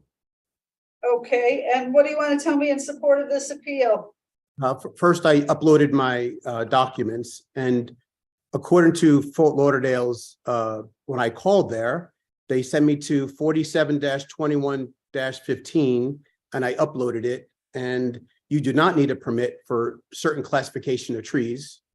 And if you look at your questions and on my documents, it says, do trees require permits for removal? And the first thing it says, no permits for replacement shall be required for removal of certain trees.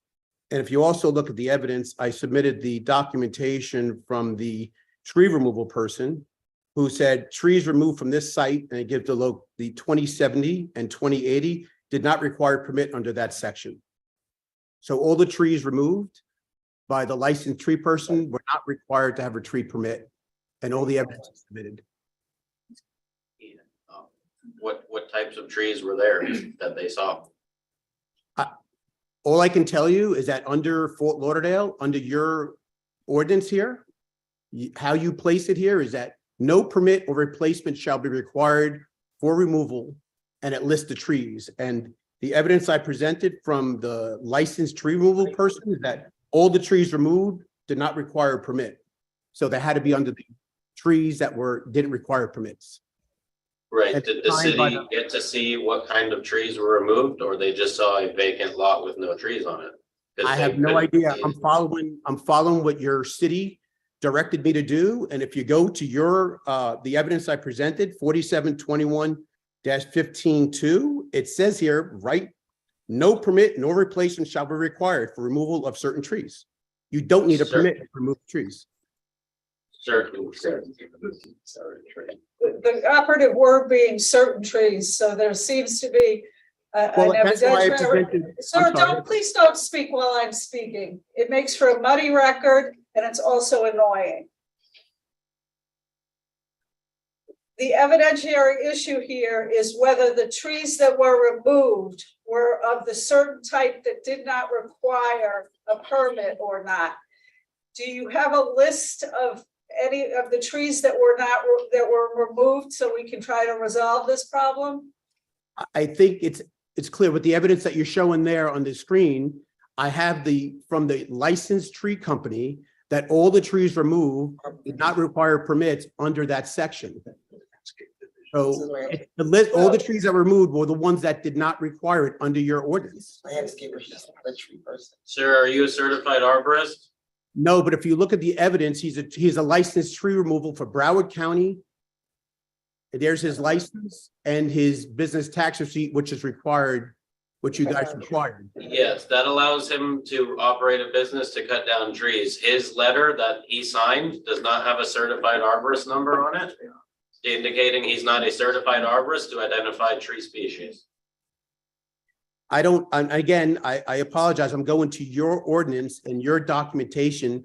And it says clearly here, no permit or replacement shall be required for removal. It doesn't say anything about an arborist or anyone. I hired a tree company.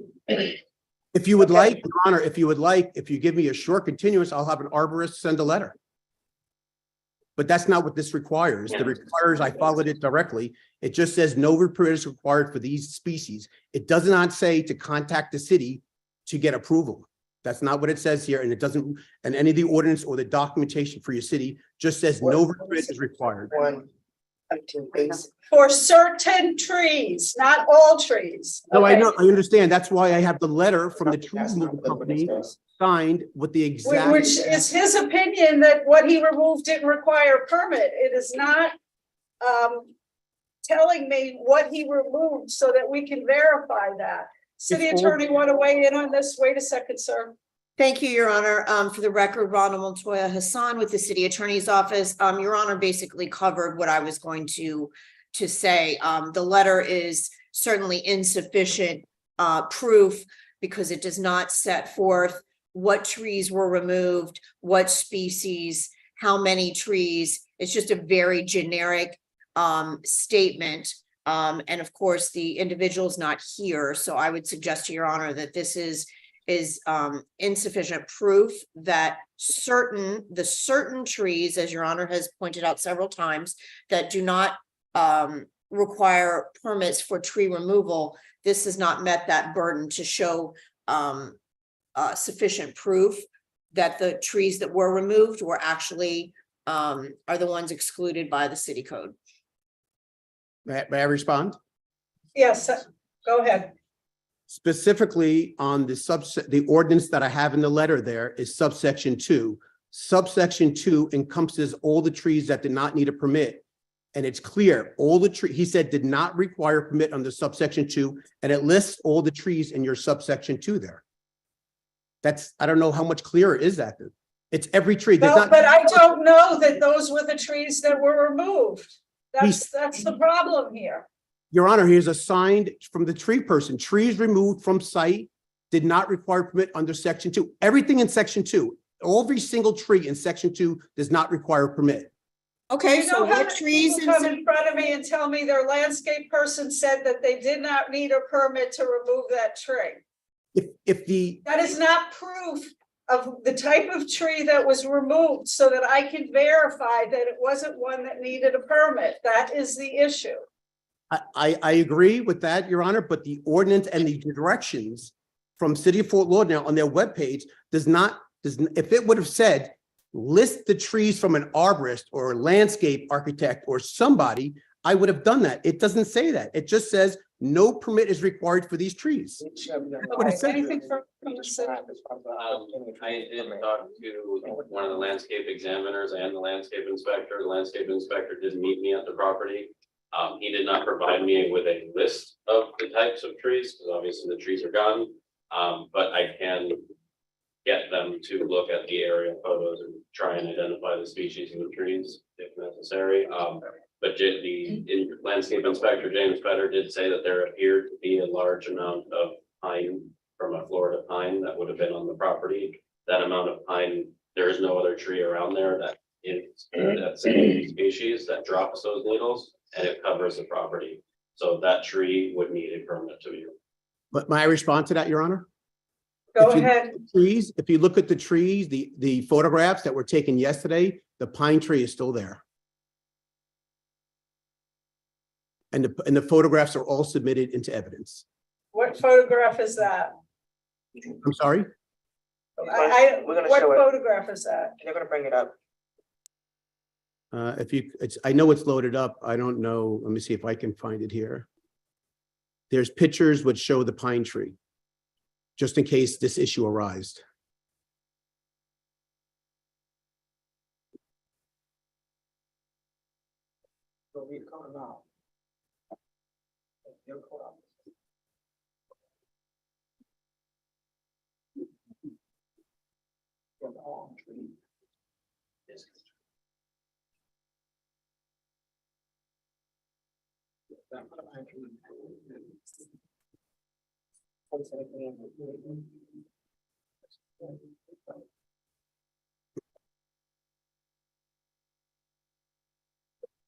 There's the pine tree there on the right, Your Honor, is one of them.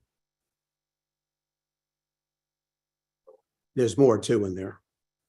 If they go on the lot, they can, if they went today to the lot, they would see the pine trees are still on the lot. All the oaks are left on the lot, all the trees that were Okay, not. sir, can you provide me with a list of what was removed from the property? Of course, Your Honor, if that's what you require, of course I can do that. All right, I'm gonna briefly continue this to my next docket, and if you can prove what was removed from the property did not require a permit, then we'll go from there, okay? Yes, Your Honor, thank you very much. You're welcome. On the other one. Yes. What's my next one? July 27th? Yes. Okay, so you're gonna reappear on my next docket, July 27th. Yes, Your Honor. All right, thank you very much. Thank you very much. Thank you.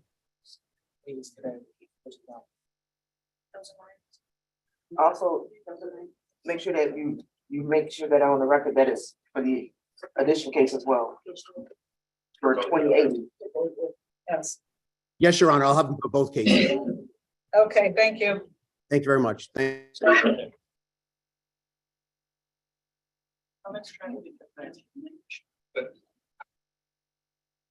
They had to do what's going on here.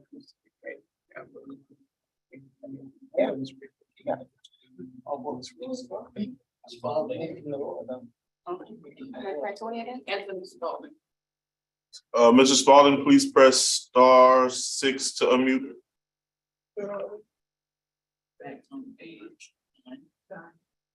I believe.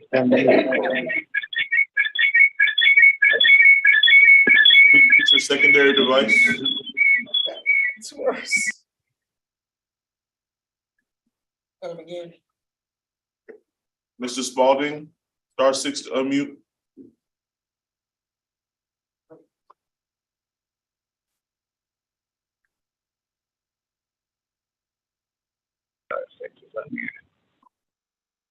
You're unmuted now. Just make sure your other device, the volume is turned down. It is. Okay.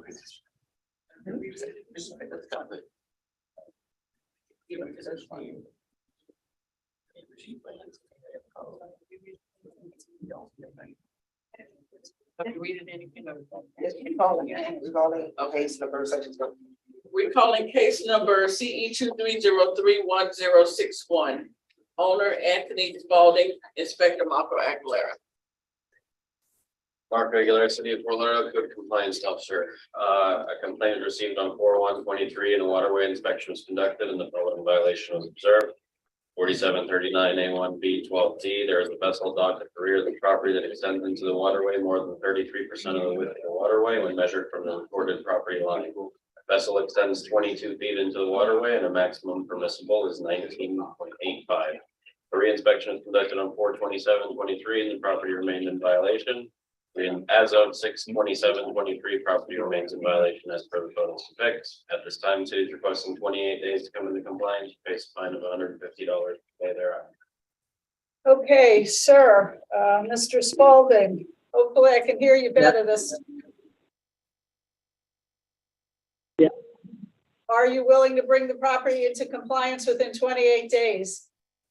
Okay, so the property is already in compliance and has been. This is like the 9th time that there's been a complaint opened for the, and that the code has been out and opened and closed the cases. I believe I sent a record of that. And the 22-foot measurement is because code pulled the stern of the boat all the way out into the canal, pulling the bow all the way in, which then gave him the 20 feet. I've sent you the documentation from the naval certified architect that built the boat that has the measurements for the boat.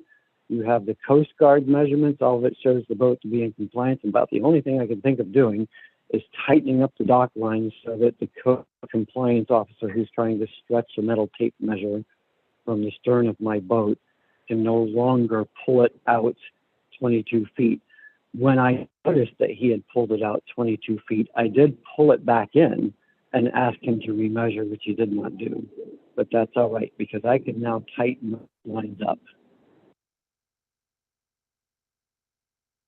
So he did originally provide a Coast Guard documentation saying that the vessel was, I believe it was 18 something feet wide. He stated that that was incorrect, that he didn't contact the Coast Guard and have it changed. It was changed, did resubmit a new registration with a less wide beam on the vessel. However, the issue is not the beam of the vessel. The issue is where the vessel is sitting when it's tied to the property. So it can be a 2-foot wide boat, but if he has it sticking out all the way, regardless of the beam, the vessel is still encroaching into the waterway. We did not pull the vessel out into the waterway as he stood 2 feet away from me, watching me do the inspection. We did not touch the ropes. We did not touch the boat because he did not grant us permission to go onto the property to measure the boat. That is totally incorrect. That is totally incorrect. And I have a witness, unfortunately, is on a military base right now to testify to that. As you can see in the picture, I'm not touching the boat. I'm not touching the lines. I'm actually not even on his property. I'm on the neighboring property. Okay, And I do not see 22 feet on that tape measure, but you were holding on to the stern of the boat, and and you were holding on to the stern of the boat with the other hand. I was standing right there, and so was my witness. all right, And I'm sorry that it has to come to this, but like I said, you have the actual builder's certificate that shows you the measurements of that boat. Now, I will tighten the dock lines down so that it can never be stretched out and pulled out again. And as I stated, I was there. I pulled the boat back in when I saw what was happening and said, now you can remeasure it. Okay, But sir, he did not yes, wish I to do got that, I And got that. What I'm gonna do here is I'm gonna grant the 28 days to bring the property into compliance or a fine of $150 a day. Now, if you think you can resolve this by tightening the lines, then you can call for another inspection and he'll come out there and remeasure. Is that correct? Yeah. Okay, all right, thank you, sir.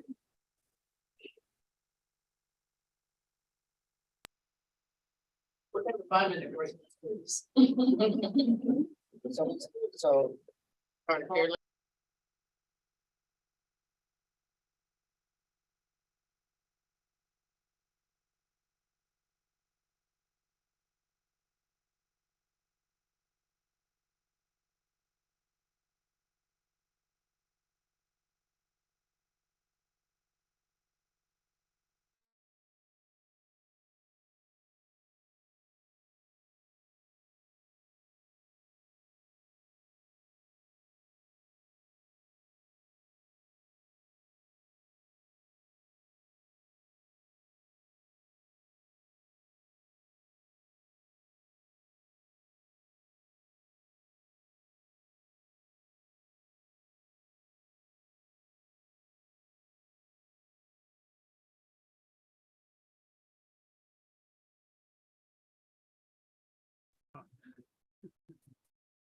Good morning, Mr. McGee.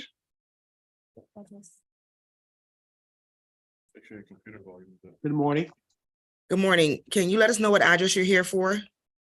2016 Northwest 13th Avenue, Fort Lauderdale, Florida, 33311. You said 2016? That is correct. Okay, did you sign up online for the hearing? Yes, I did. And submitted I'm your, sorry, no, I didn't. No, I didn't. I'm sorry. I just did it just now. I apologize for that because I couldn't get a hold of the link. And finally, the code enforcer finally gave me the information to get it.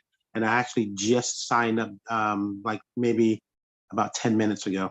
did you submit your identification and your power of attorney to speak on behalf of the property owners? The power of attorney, the property owners are my parents. They're elderly. Understandable, however, of course, you can listen to the hearing, but as far as providing any type of mitigating circumstances, it would have to be your parents, or you would have to have their authority to speak on their behalf. But of course, you're more than welcome to stay and hear the ruling. Okay, well, I'm at my mom's house, so I can pull her in here when you're ready. Oh, absolutely. That will work. So please submit her identification online as well. Identification, what do you need? Her, Copy of a driver's license, passport, anything that has her photo on it and her name and address. okay, I'm not at my office, so I'm at home, so I'm trying to figure out how I'm gonna do this. I'm sorry. Because I represented them the last 2 times we came down to the court when the court was there. I was the one that was there.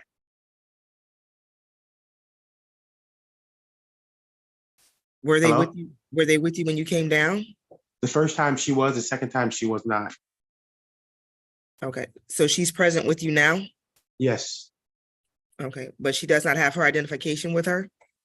she has it. I would have to, I guess, take a If you have your picture of phone, it. you can take a picture and yeah, just email it to specialmagistrate@fortlauderdale.gov. You don't have to go back through the portal. Okay. Just email it to special magistrate? Yes, at fortlauderdale.gov. Okay, I'll do that right now. And I'm sorry, what happened? Are you guys gonna come back to me or? Yes, we're going to come back to you because we still don't see your name actually in the sign up list. So if you can check that as well, make sure that you did the complete sign up because there's 2 separate parts. There's one part to sign up for the hearing and then one part to sign up for the Zoom link. Okay. All right, let me figure that out. I'll check that while you get back to me. All righty, thank you. All right, thank you.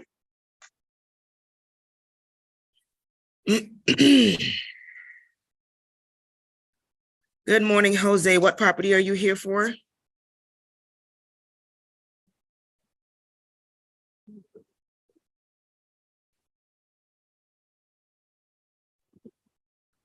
Hello? No idea. Hello? Hello? Hi, did you submit your information to be for today's hearing? Yes, I did this morning. Okay, and your relationship to the property? I'm the property manager. Do you have power authority to speak on behalf of the owners? I'm in the management contract, which I submitted back in the day since this is not the first time that we're in a hearing, so I thought that you have it on record. I did submit my license, the copy of my driver license, but Well, this is the first But the time contract- this particular case is being heard. You saying that you had another case for this property? oh, I thought that since okay, the inspector Quintero was in contact with us. He knows that we are the representative, and he sent everything to our company. So I thought that you have it on record. But if you need the copy of the management contract, we can send it to you. Yes, please send it to special magistrate at fortlauderdale.gov. I'm sorry, is it Special magistrate yeah, at fortlauderdale.gov. okay. And then, We'll be back with you shortly. We're on a quick recess. We're just trying to make sure that everyone signed in properly.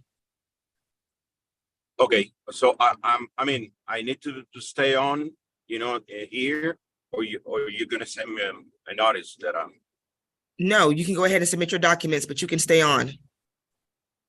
okay. I need to call the office, that's why, since I'm driving, for them to send it to you. Okay, if you need to log out, you can log back on. We're not, the hearing's not done, so you can definitely log off and back on if you need to. Okay, that's what I would do. Okay, Okay, thank you. that's the only thing that you need from me, or you need something else? No, that's all we need. Okay, okay, thank you very much. Thank you. Bye-bye. Keith McIntosh, we need to talk to him. Yeah, we don't have like. Yeah. Mr. McIntosh? Yes, can you hear me? Yes, we can. Yes, I thought I signed in earlier, but I guess I did not, so I just did it. So I don't know if you see reflected at What address are you here for? 820 Arizona Avenue in Fort Lauderdale. And did you provide a power of authority to speak on behalf of the owner? I am the owner.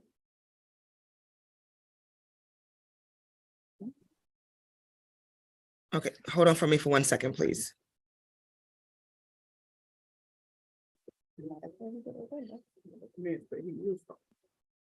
Unless you just bought it yesterday.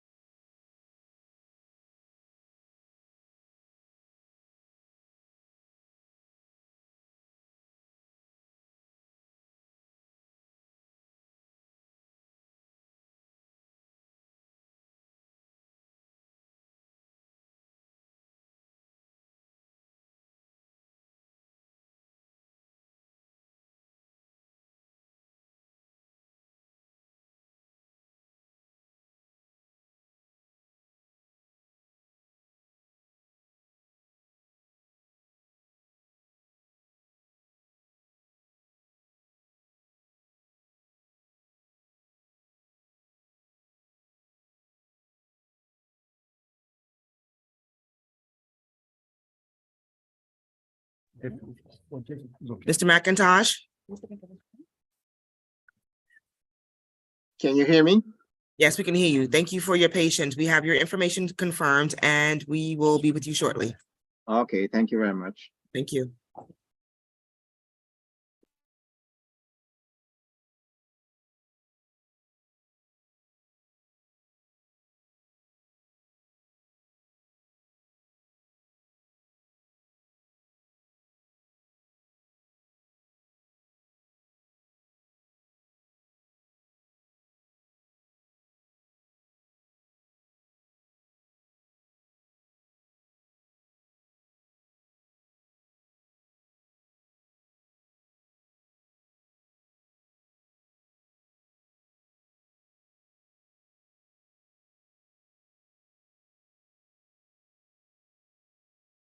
Good morning, Rosa.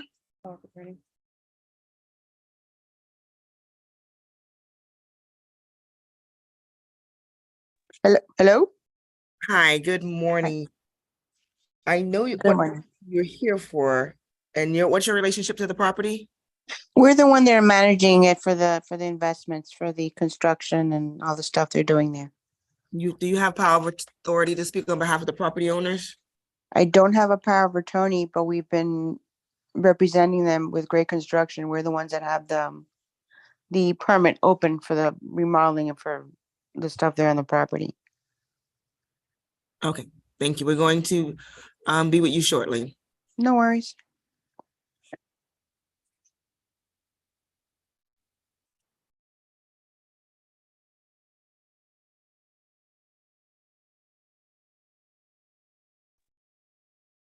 Good morning, David.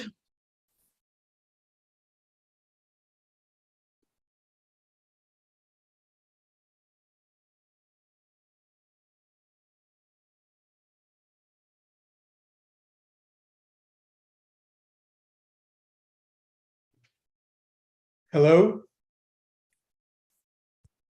Hi, good morning, Mr. Brown. Are you here to speak on behalf of a property? No, I'm not. You're just listening in today? Yes. Alrighty, thank you, sir. I know who this is.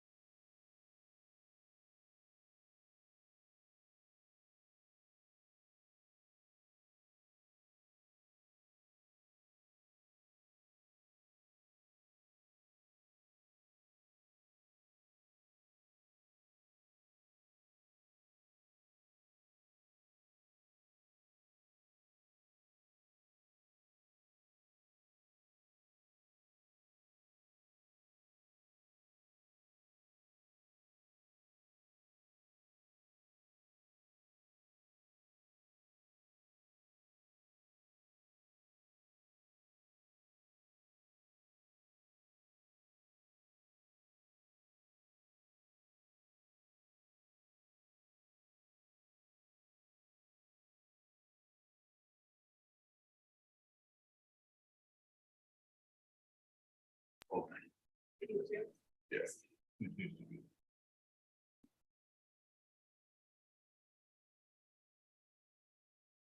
Next case, page 8.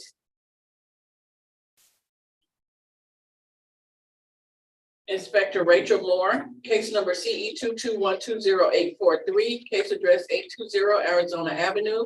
Owner King MC Investments Property LLC, posted at property 61423, posted at City Hall 61523.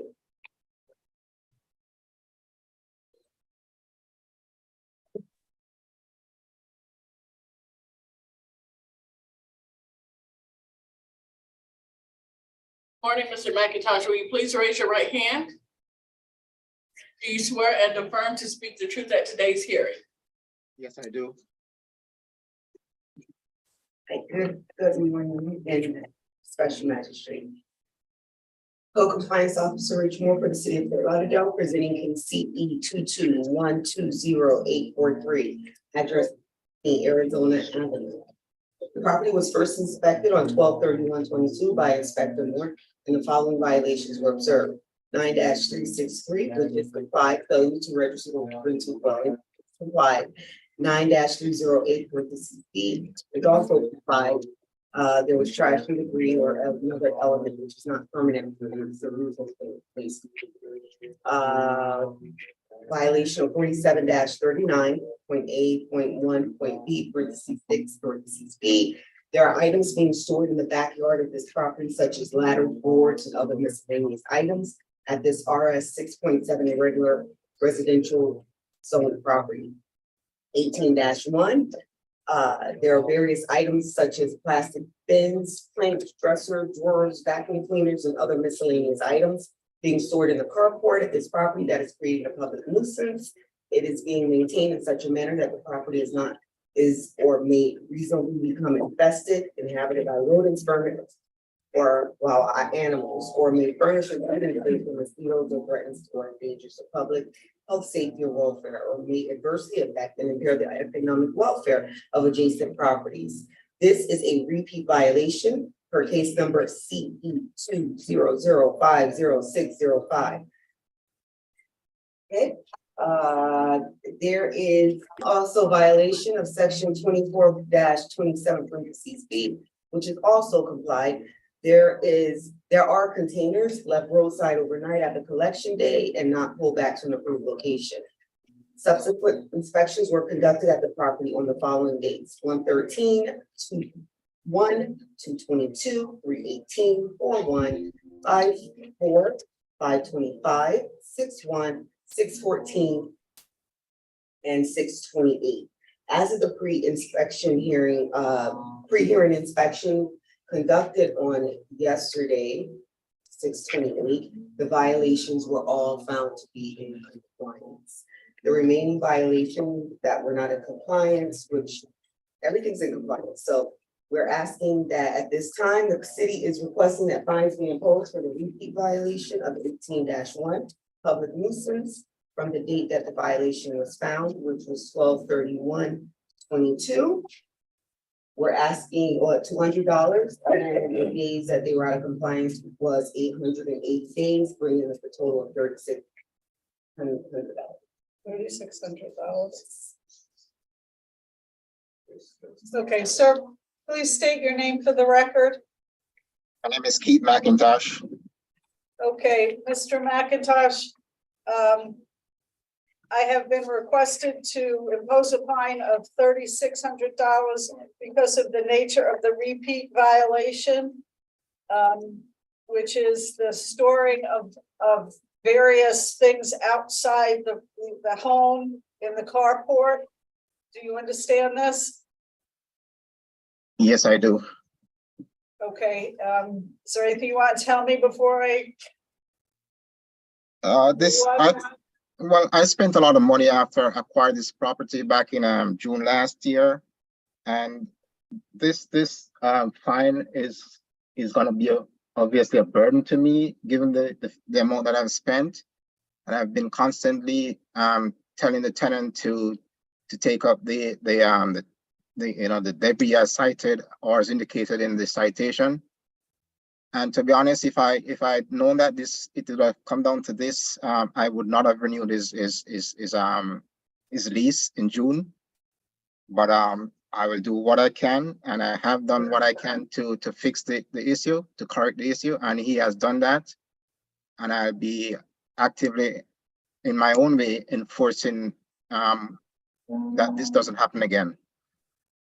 And I would humbly ask the magistrate to maybe for reduction in the fine here, because this is really a burden for me, and I don't see how I'm gonna pay this. A correction in the repeat violation fee. The total amount is $36,000. Mr. McIntosh has been very, in communication with me from the very beginning, because it is his tenant who is elderly. He's been trying to work with him as well as me to bring this case into compliance, which they have done. I mean, he even put on a whole new roof after I cited him. So he has literally been trying to comply with everything that the city. Okay. I think I've transformed this property from what it was before. And I'm just trying to make this a beauty for anybody who passes this by this property. And I'm trying to do my best. I'm not there 24/7. Some of the things that I've asked him to do repeatedly, I can't even for the garbage bins being left outside, I can't stay where I am and monitor that, to be honest with you. The things in the garage, in the carport, they were all removed. Some of, yeah. So I think we're where we need to be right now. And if anything manifests in the future, I think I'm gonna be done with him. It's as simple as that. I can't spend $40,000 in repairs to be faced with $36,000 fines for something like this. It's not worth it. Anything else from the city? No. All right, I'm gonna reduce the fine to $1,500. Because I feel like he's been very diligent in trying to work this out. Okay? Thank you, sir. Is there any way in your heart that you can reduce this a little more? It's from 36,000 to 1,500, you know, that's barely covering city costs over this. So sorry, sir, that's the best I can do. Thank you. Okay. All right, thank you very much.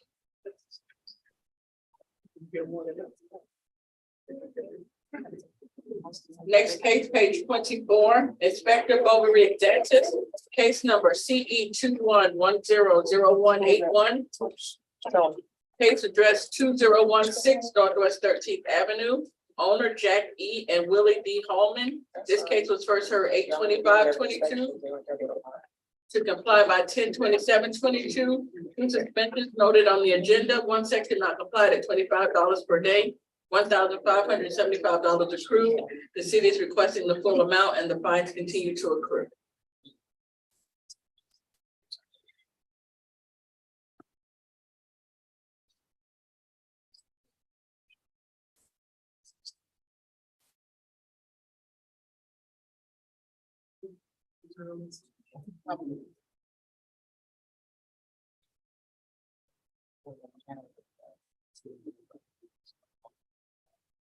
Hello? Hello? Hello? Can you hear me? Yes, we need to be able to see you also. Trying to do that now, having some problems. Can you see me now? Yes, will you please raise your right hand? Very good. Do you swear and affirm to speak the truth at today's hearing? Yes, I do. Good morning again, Your Honor. Officer Xanxis on behalf of City of Fort Lauderdale. His mother. Mr. McGee, where's your mother? Let me get her right now. Hold on. I'm at the house now. Ma. Ma. Come here. Quickly. Come in, kitchen. They want to see you too. Come on. Stay right here. Hello? She's right here now. Okay, I'll need to swear her in also. Raise your right hand, Ma. Do you swear and affirm to speak the truth at today's hearing? So I did. Yes. Thank you. Let you know that she has to speak, he cannot speak. Okay, Mr. McGee, your mom will have to do the speaking. You are not, you won't be able to speak regarding the case. Okay, that's the reason why I'm here. Okay. As long as she's in agreement. You're okay with me speaking, Ma? Hmm? Say, are you okay with me speaking for you? Yes. Sure. Mr. McGee, we also still do not have your identification. It has not appeared in our system as of yet. I did send it over to you. Mine and hers. Special Magistrate at portlauderdale.gov. That is correct.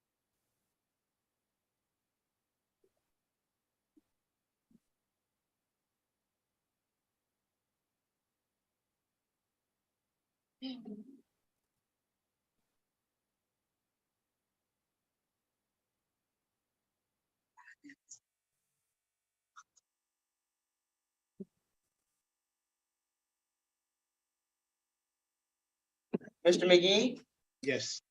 When you typed the email address, did you make special magistrate one word? Yes, I did. And you spelled out Fort Lauderdale? That is correct. I'm more than sure I did it right. If you need me to do it again, I'll do it again, but I'm more than sure I did it right. Before he speaks.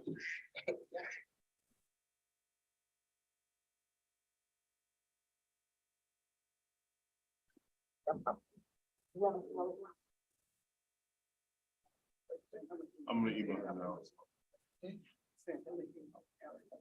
I've been on the phone with Mr. Xantis pretty much all morning trying to get this resolved.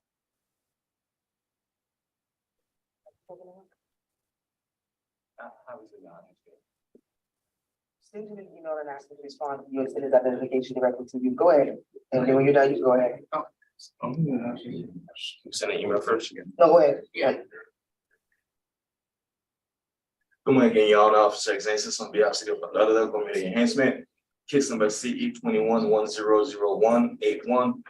Property address 2016 Northwest Thurston Ave. This case was first heard in August 25th, 2022. And the magistrate ruled in favor of the city. And the property owner was ordered 63 days to correct all violation of the property. The case repeated before the special magistrate on November 9th, 2022, and 91 days extension was granted. And the third time before the magistrate in March 30th, 2023, and then also 91 days was granted.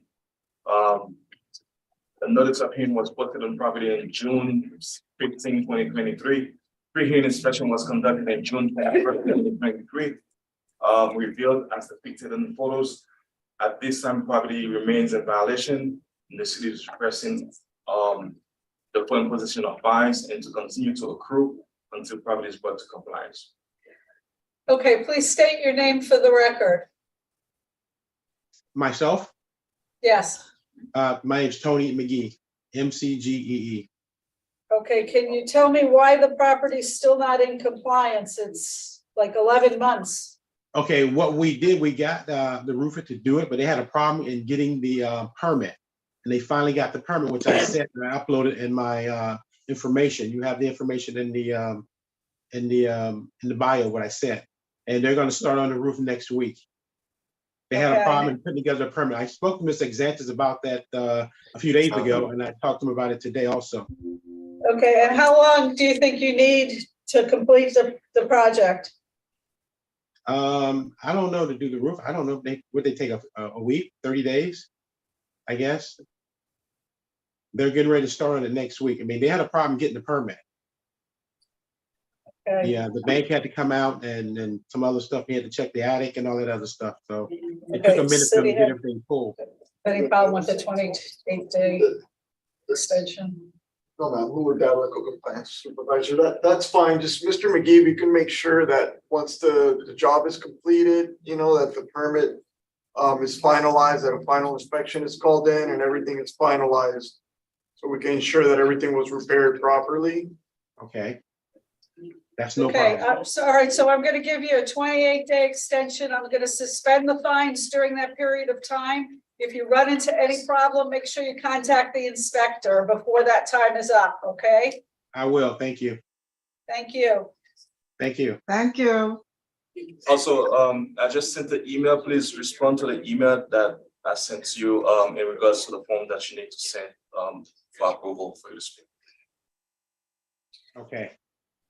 All right, check your email. Thank you. I will. Thank you. Thank you.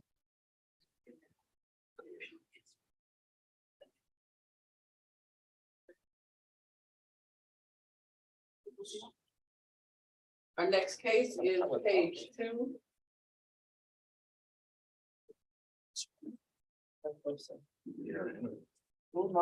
Inspector Wilton Quintero Jr. and Patrice Jolly is presenting case number CE 230200006, case address 1601 Northwest 7th Place. Owner Nathan Errol and Hagen Errol, posted at property 61323, posted at City Hall 61523.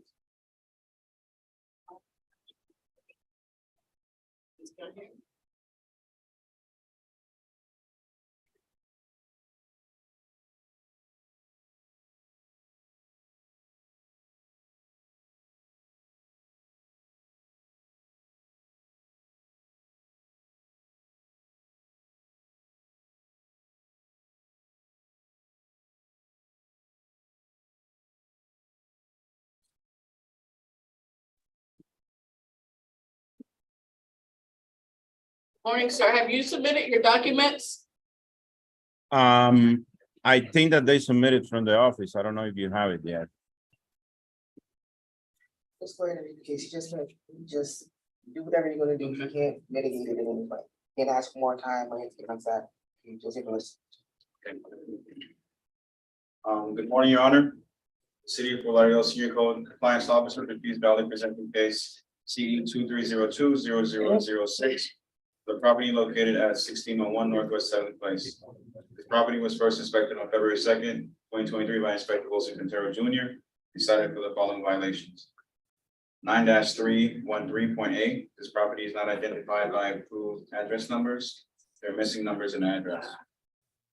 9-305B, which is not complied. 9-304B, which is not complied. 9-280H1, the chain link fence at this property is in disrepair and is not being maintained as required. There is a gate which is not attached to the structure and is leaning. There are sections that are not secured to the support posts or have damaged bent areas. This is a recurrent violation of the previous case number CE 1962-0019.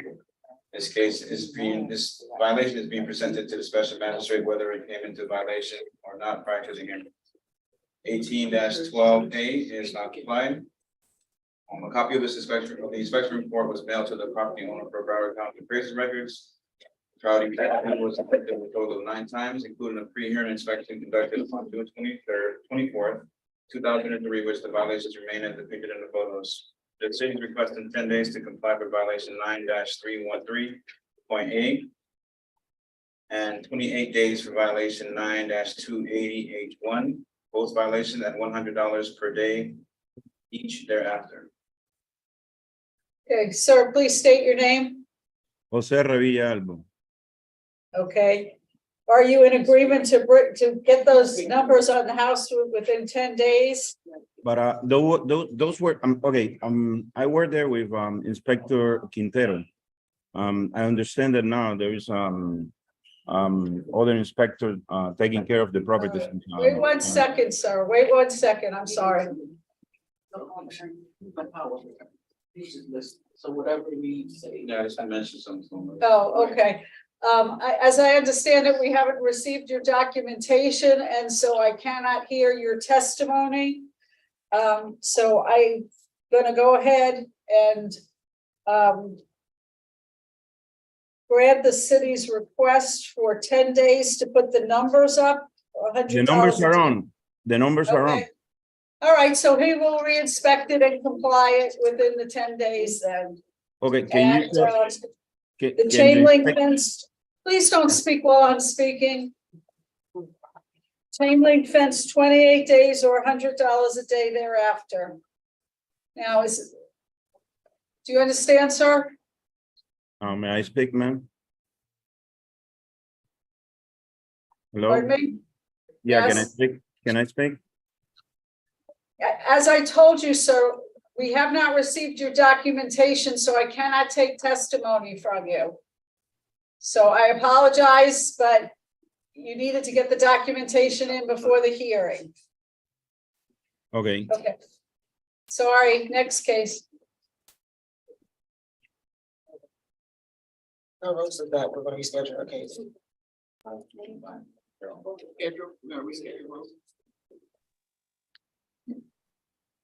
She's gonna do that.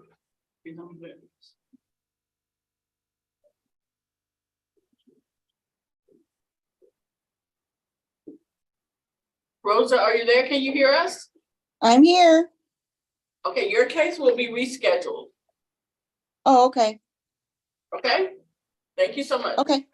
Thank you. Oh, yeah. So we're done. Respondents, yes. All right. Everybody good? You good? Yeah, I'm good. Thank you.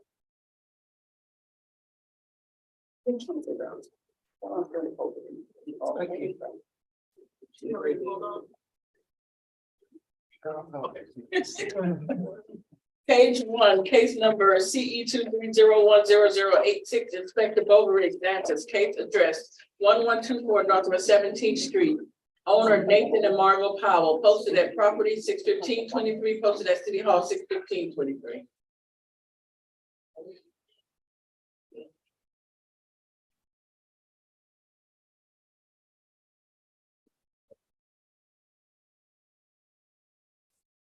Morning again, Your Honor, Officer Census.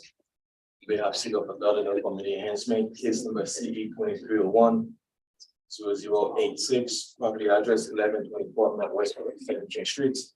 Property was first inspected in January 5th, 2023, and the following violation was observed. Violation 18-12A is complied. Violation 9-308A. There are multiple broken and missing roof tiles. The roof is not in good repair and is not weather or watertight. Violation 9-305B, the landscape at this property is not being maintained in a neat and well-kept appearance. There are areas of dead and missing ground cover. Violation 9-304B is complied. Violation 9-306, the exterior building walls have not been maintained. Structural parts, including fascia and soffits, are in disrepair. There are areas of the exterior building that have stained and missing peeling paints. The notice of hearing was posted on property in June 15, 2023. The pre-hearing inspection was conducted in June 21st, 2023, revealed as depicted in photos. City is requesting 63 days or fine of $25 per day for each violation each day thereafter. So ordered.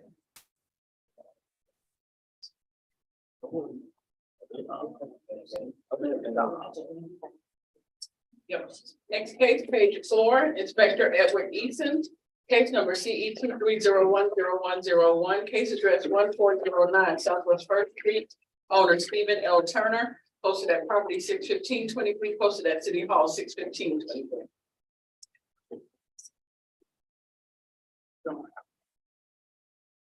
Yes.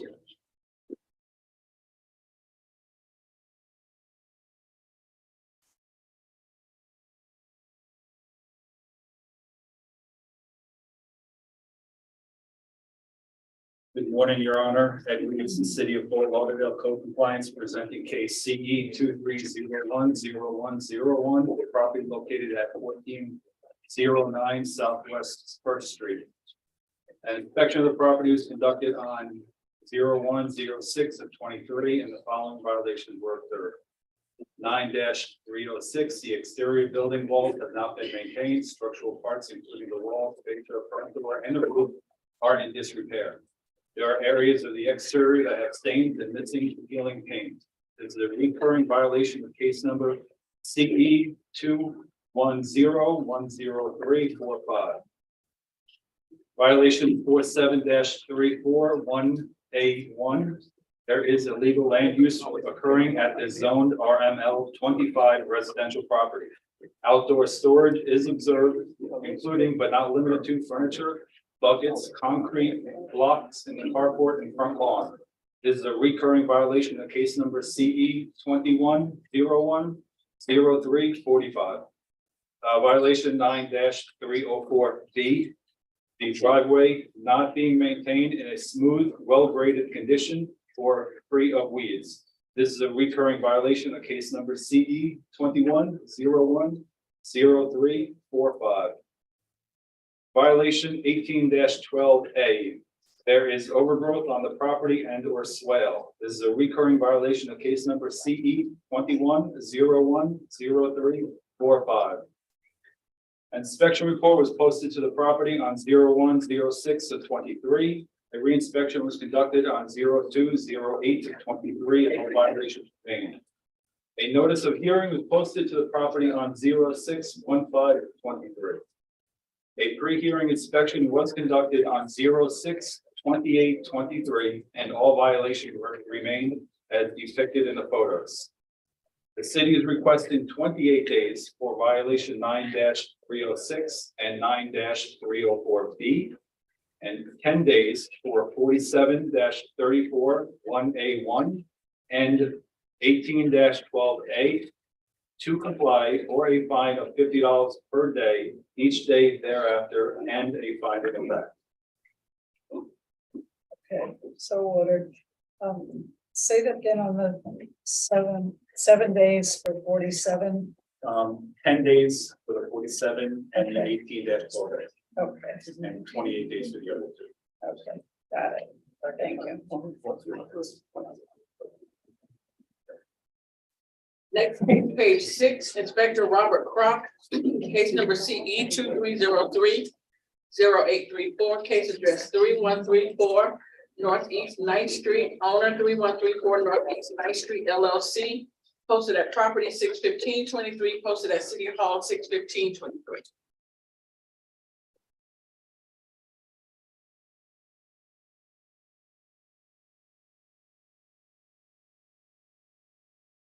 Okay, Inspector Robert Crock on behalf of the city, case number CE 2303-834,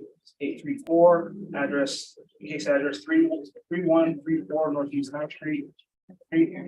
Violation 6-51, artificial lights that are illuminating the incorporated features of Colorado exterior lights are not shielded and or in amber.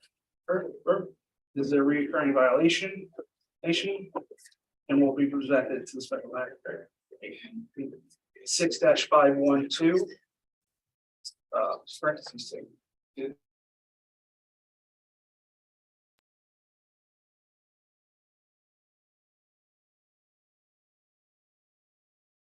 The interior lights are CE2. There's interior lighting in the windows that can be seen from the beach, as well as commercial signage printed on and not in amber color. This property was found to be now in compliance as of 6/25/23. We are just looking for finding of facts, no files. Okay, so ordered. Next case, we're gonna jump to page 20 so that we can get the second case. Page 20, Inspector Robert Crock, case number CE 2305-0666, case address 1950 North 60th Street, owner Milestone Realty Investments LLC. This case was cited 5/20/23 to comply by 5/20/23. One section complied at $200 per day, $200 accrued. The city is requesting the full amount. Appeal deadline 6/4/23 and no appeal received. Okay. So fine of $200. Yes. All right. All right.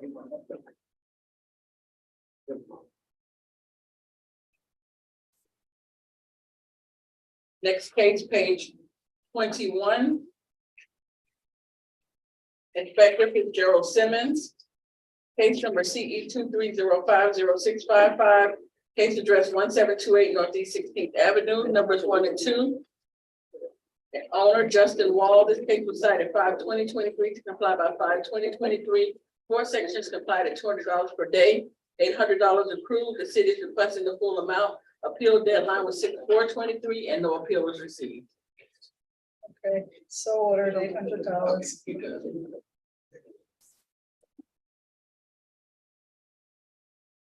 Now we're going back to page 8, Inspector Rachel Moore, case number CE 221-20206, case address 1161 Iroquois Avenue, owner Christella C. Felix and Timothy Mike Ross, posted at property 6/14/23, posted at City Hall 6/15/23.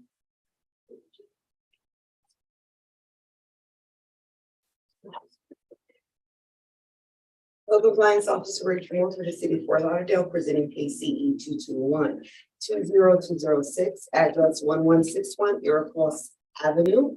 This property was first inspected on 12/8/22 by Inspector Moore, and the following violations were discovered. 9-308 (B). There are stains, debris, trash, and another element which is not permitted on the roof. 9-306, the exterior building walls have not been maintained. Structural parts, including fascia and sockets, are in disrepair. There are areas of the exterior that have stains and missing component paint. 9-304 (B), the driveway was observed as having potholes throughout and not maintained as required by code. Violation 18-12 (A), there is trash, rubbish, and debris on this property and its well. There are palm tree leaves piled up in the corner of the driveway.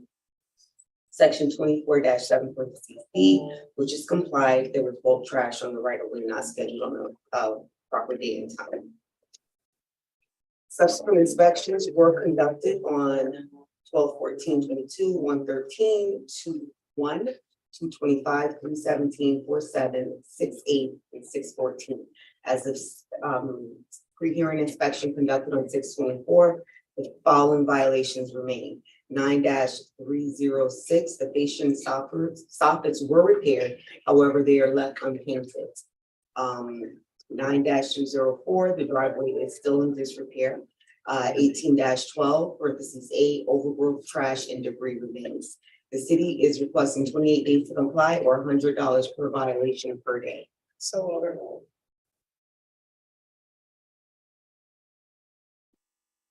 Next case, page 11, Inspector Patrice Jolly, case number 230201522, case address 3108 Southwest 4th Place, owner J.W. Coates, posted at property 6/17/23, posted at City Hall 6/15/23. Good morning, Your Honor. Inspector Patrice Jolly for the city of Fort Lauderdale, presenting case CE 2302-0152 for the property located at 3108 Southwest 12th Place. This property was first cited on February 4th, 2023, and cited for the following violations. 9-280H1 is complied. 9-305B, landscape at this property is and its swell is not being maintained in any welcome appearance. The areas of dead and missing ground cover. 49-37.8.1.B 6B is complied. 9-306 is complied. 9-304B is complied. A copy of the inspection report was mailed to the property owner per Broward County Appraiser's Office. The property was inspected 6 times, including a pre-hearing inspection conducted on June 24th, 2023, which shows that the violation 9-305 remains. The city is requesting 28 days to comply for the violation 9-305B at $100 per day thereafter. 28 days. Okay, so ordered. Next case, also page 12, Inspector Patrice Jolly, case number 230205551, case address 729 Northwest 19th Avenue, owner Raphael B. Fischetti, posted at property 6/17/23, posted at City Hall 6/15/23. Morning, Your Honor. City of Fort Lauderdale Senior Code Compliance Officer Patrice Jolly presenting case CE 2302-0551 for the property located at 729 Northwest 19th Avenue. This property was first cited on February 16th, 2023, and cited for the following violations. 9-306, the exterior building walls have not been maintained. There are areas of the exterior that have stains and missing peeling paint. Some drip edge of the roof is stained. 9-305B is complied. A copy of the inspection report was posted at the property, and another copy was mailed to the property owner from Broward County Appraiser's records. Property was inspected 5 times, including a pre-hearing inspection conducted on June 24th, 2023, which shows the violation remains as depicted in the photos. The city is requesting 28 days to comply for violation 9-306 or $100 per day thereafter. So ordered.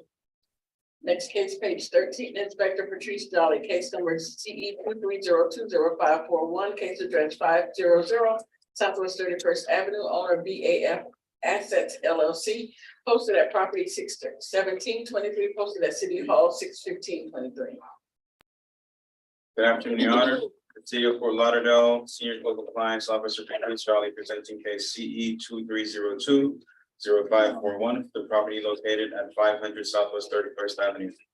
This property was first inspected on February 17th, 2023, cited for the following violations. 9-306. The exterior building walls have not been maintained. Structural parts, including fascia and soffits, are in disrepair. There are areas of the exterior that have stains and missing and peeling paint.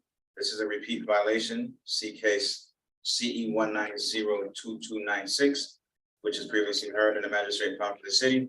This violation is presented before the magistrate, whether it came into compliance prior to the hearing date. 9-305B. The landscape at this property is not being maintained and neat and well-kept appearance. There are areas of dead and missing ground cover.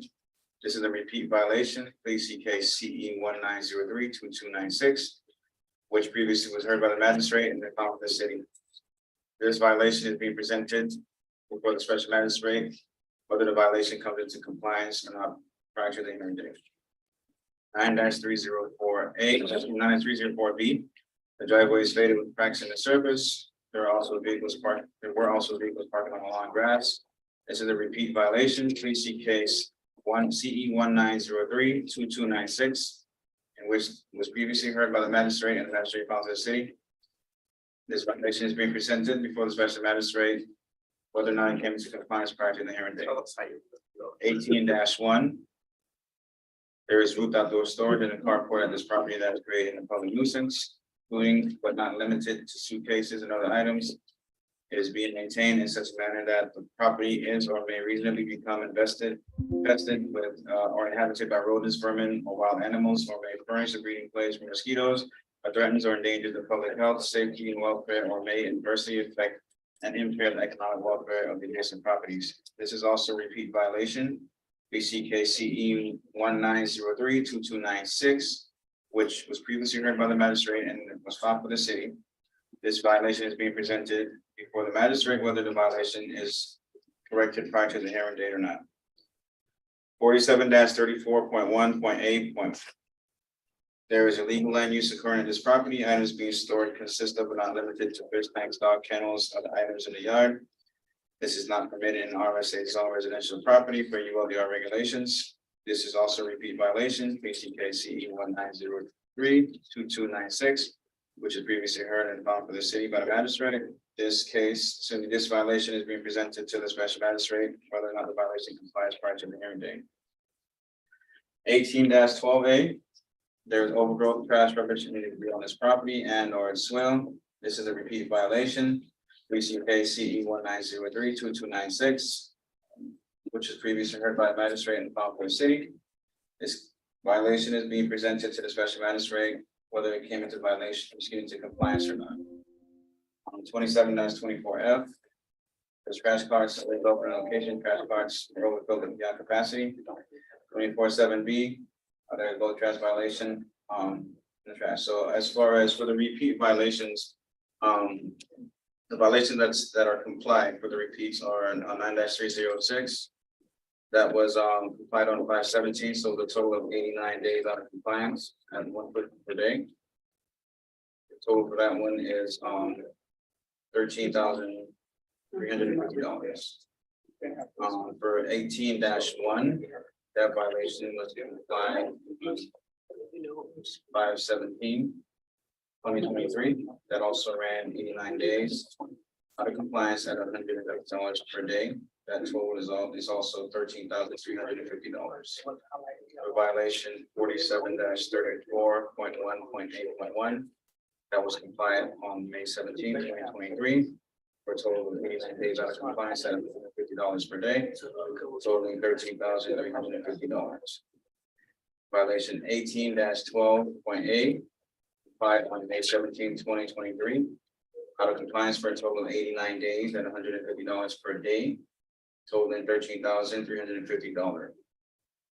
24-27 is complied, and 24-27 is also complied.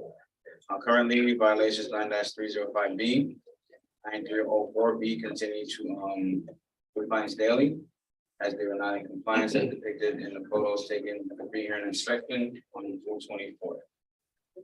Copy of the inspection report was posted at the property and mailed to the property owner for Broward County appraisers records. The city is requesting that the fines continue to accrue until the property is brought into compliance. So ordered.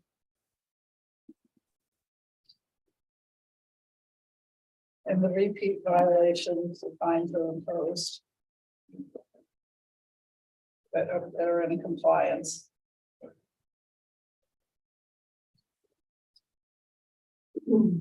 Next case, page 15, Inspector Wanda Aquavella, case number CE 230303060. Case address 1706 Northwest 11th Avenue, owner Status Investments LLC. This case is being rescheduled.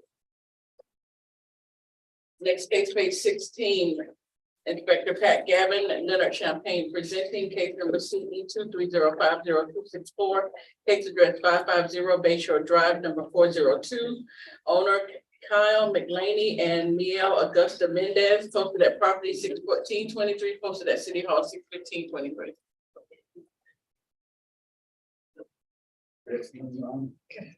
And big for the city. Is presenting for Pat Gavin, case number CE 23050264 for property located at 550 Bay Shore Drive, number 402. This property was cited originally by Officer Gavin under case CE 23030252 on 3/9/2023 and given 15 days to come in compliance for the following violation: 15272A. This property is being utilized as a vacation rental without the required certificate of compliance from the city. On 3/24/2023, this violation was complied and the case was closed. On 5/9/2023, property was again cited by Officer Gavin for the same violation and complied on 5/15/2023. The violation that this property is now in compliance, however, the city is requesting a finding of the fact that this is a recurring violation, and any subsequent violation of this code will be cited as a repeat violation with a daily fine of $500 per day for each day the violation exists. So ordered. Thank you, Your Honor. Thank you.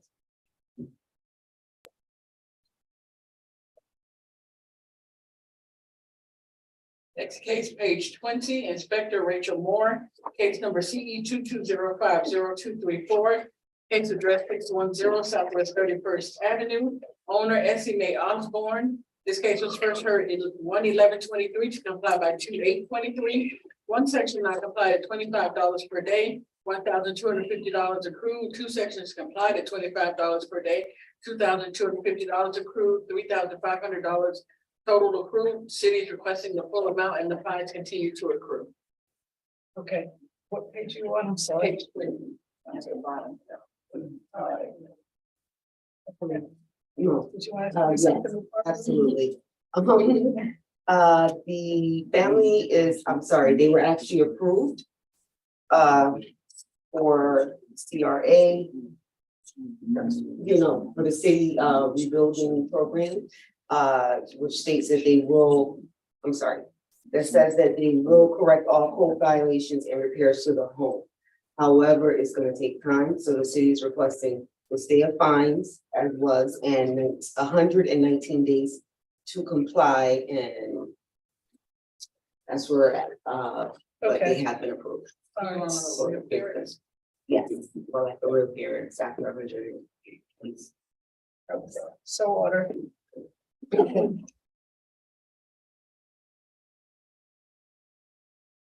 Next case, page 23, Inspector Bovary examines case number CE 22080543. Case address 2305 Northwest 6th Place. Owner MMR Florida LLC, Inspector Bovary examines. First heard 10/27/22 to comply by 12/8/22. Two suspensions noted on the agenda. Two sections complied at $25 per day. $3,300 accrued, and the city is requesting the full amount. So ordered. Next case, page 25, Inspector Bovary examines case number CE 22080562. Case address 2316 Northwest 7th Street, owner Lewis and Shariah Pierce. This case was first heard 3/30/23 to comply by 4/27/23. Two sections not complied at $25 per day. $3,150 accrued. The city is requesting the full amount and the fines continue to accrue. So ordered. Next case, page 26. Inspector Patrice Jolly, case number CE 22100101, case address 131 Southwest 31st Avenue, owner Janice Canella. This case was first heard 3/30/23 to comply by 4/9/23 and 4/27/23. Two sections not complied at $50 per day. $7,200 accrued. The city is requesting the full amount and the fines continue to accrue. So ordered. Next case, page 27, Inspector Patrice Jolly, case number CE 22110013, case address 649 West Evanston Circle, owner Stacy Eccleston and Jason Richard Eccleston. This case was first heard 3/30/23 to comply by 4/27/23. One section not complied at $50 per day, $3,150 accrued. The city is requesting the full amount and the fines continue to accrue. So ordered.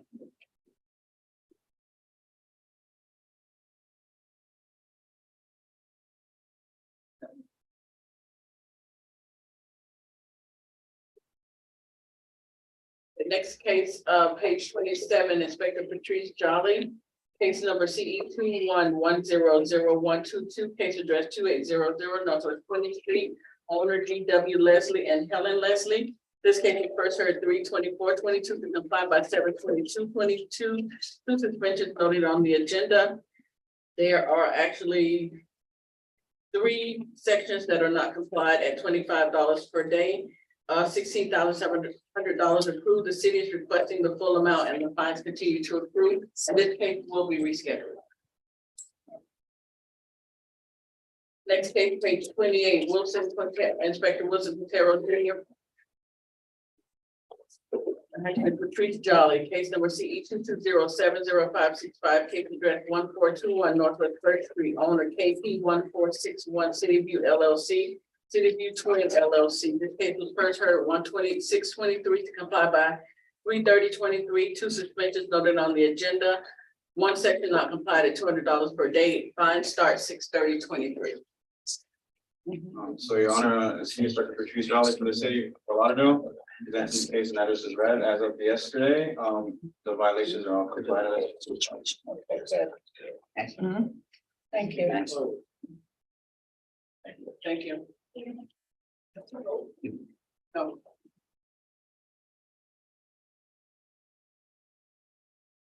Next case, page 30, Inspector Marco Aguilera, case number CE 221204663, case address 3009 East Las Olas Boulevard, owner Brooklyn 46 LLC. This case was cited 12/16/22 to comply by 1/6/23. 1 section complied at $150 per day, $5,700 accrued. The city is requesting the full amount. Appeal deadline was 12/31/22 and no appeal was received. Okay. So ordered.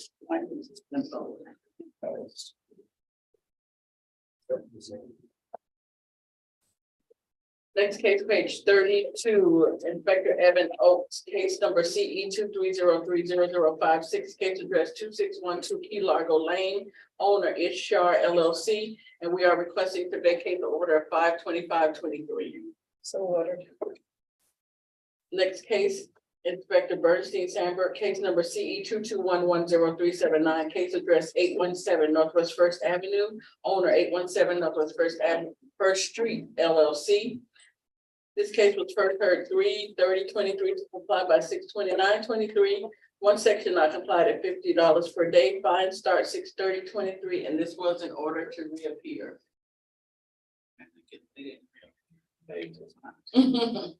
And the fine starts tomorrow.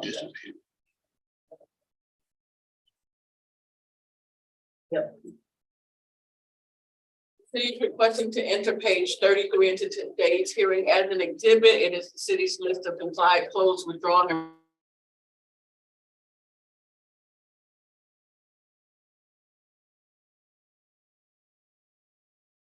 Thanks, you guys. Have a good rescheduled day. Special magistrate hearing for June 28th. Bye, Rhonda. Feel better. Feel better, Rhonda.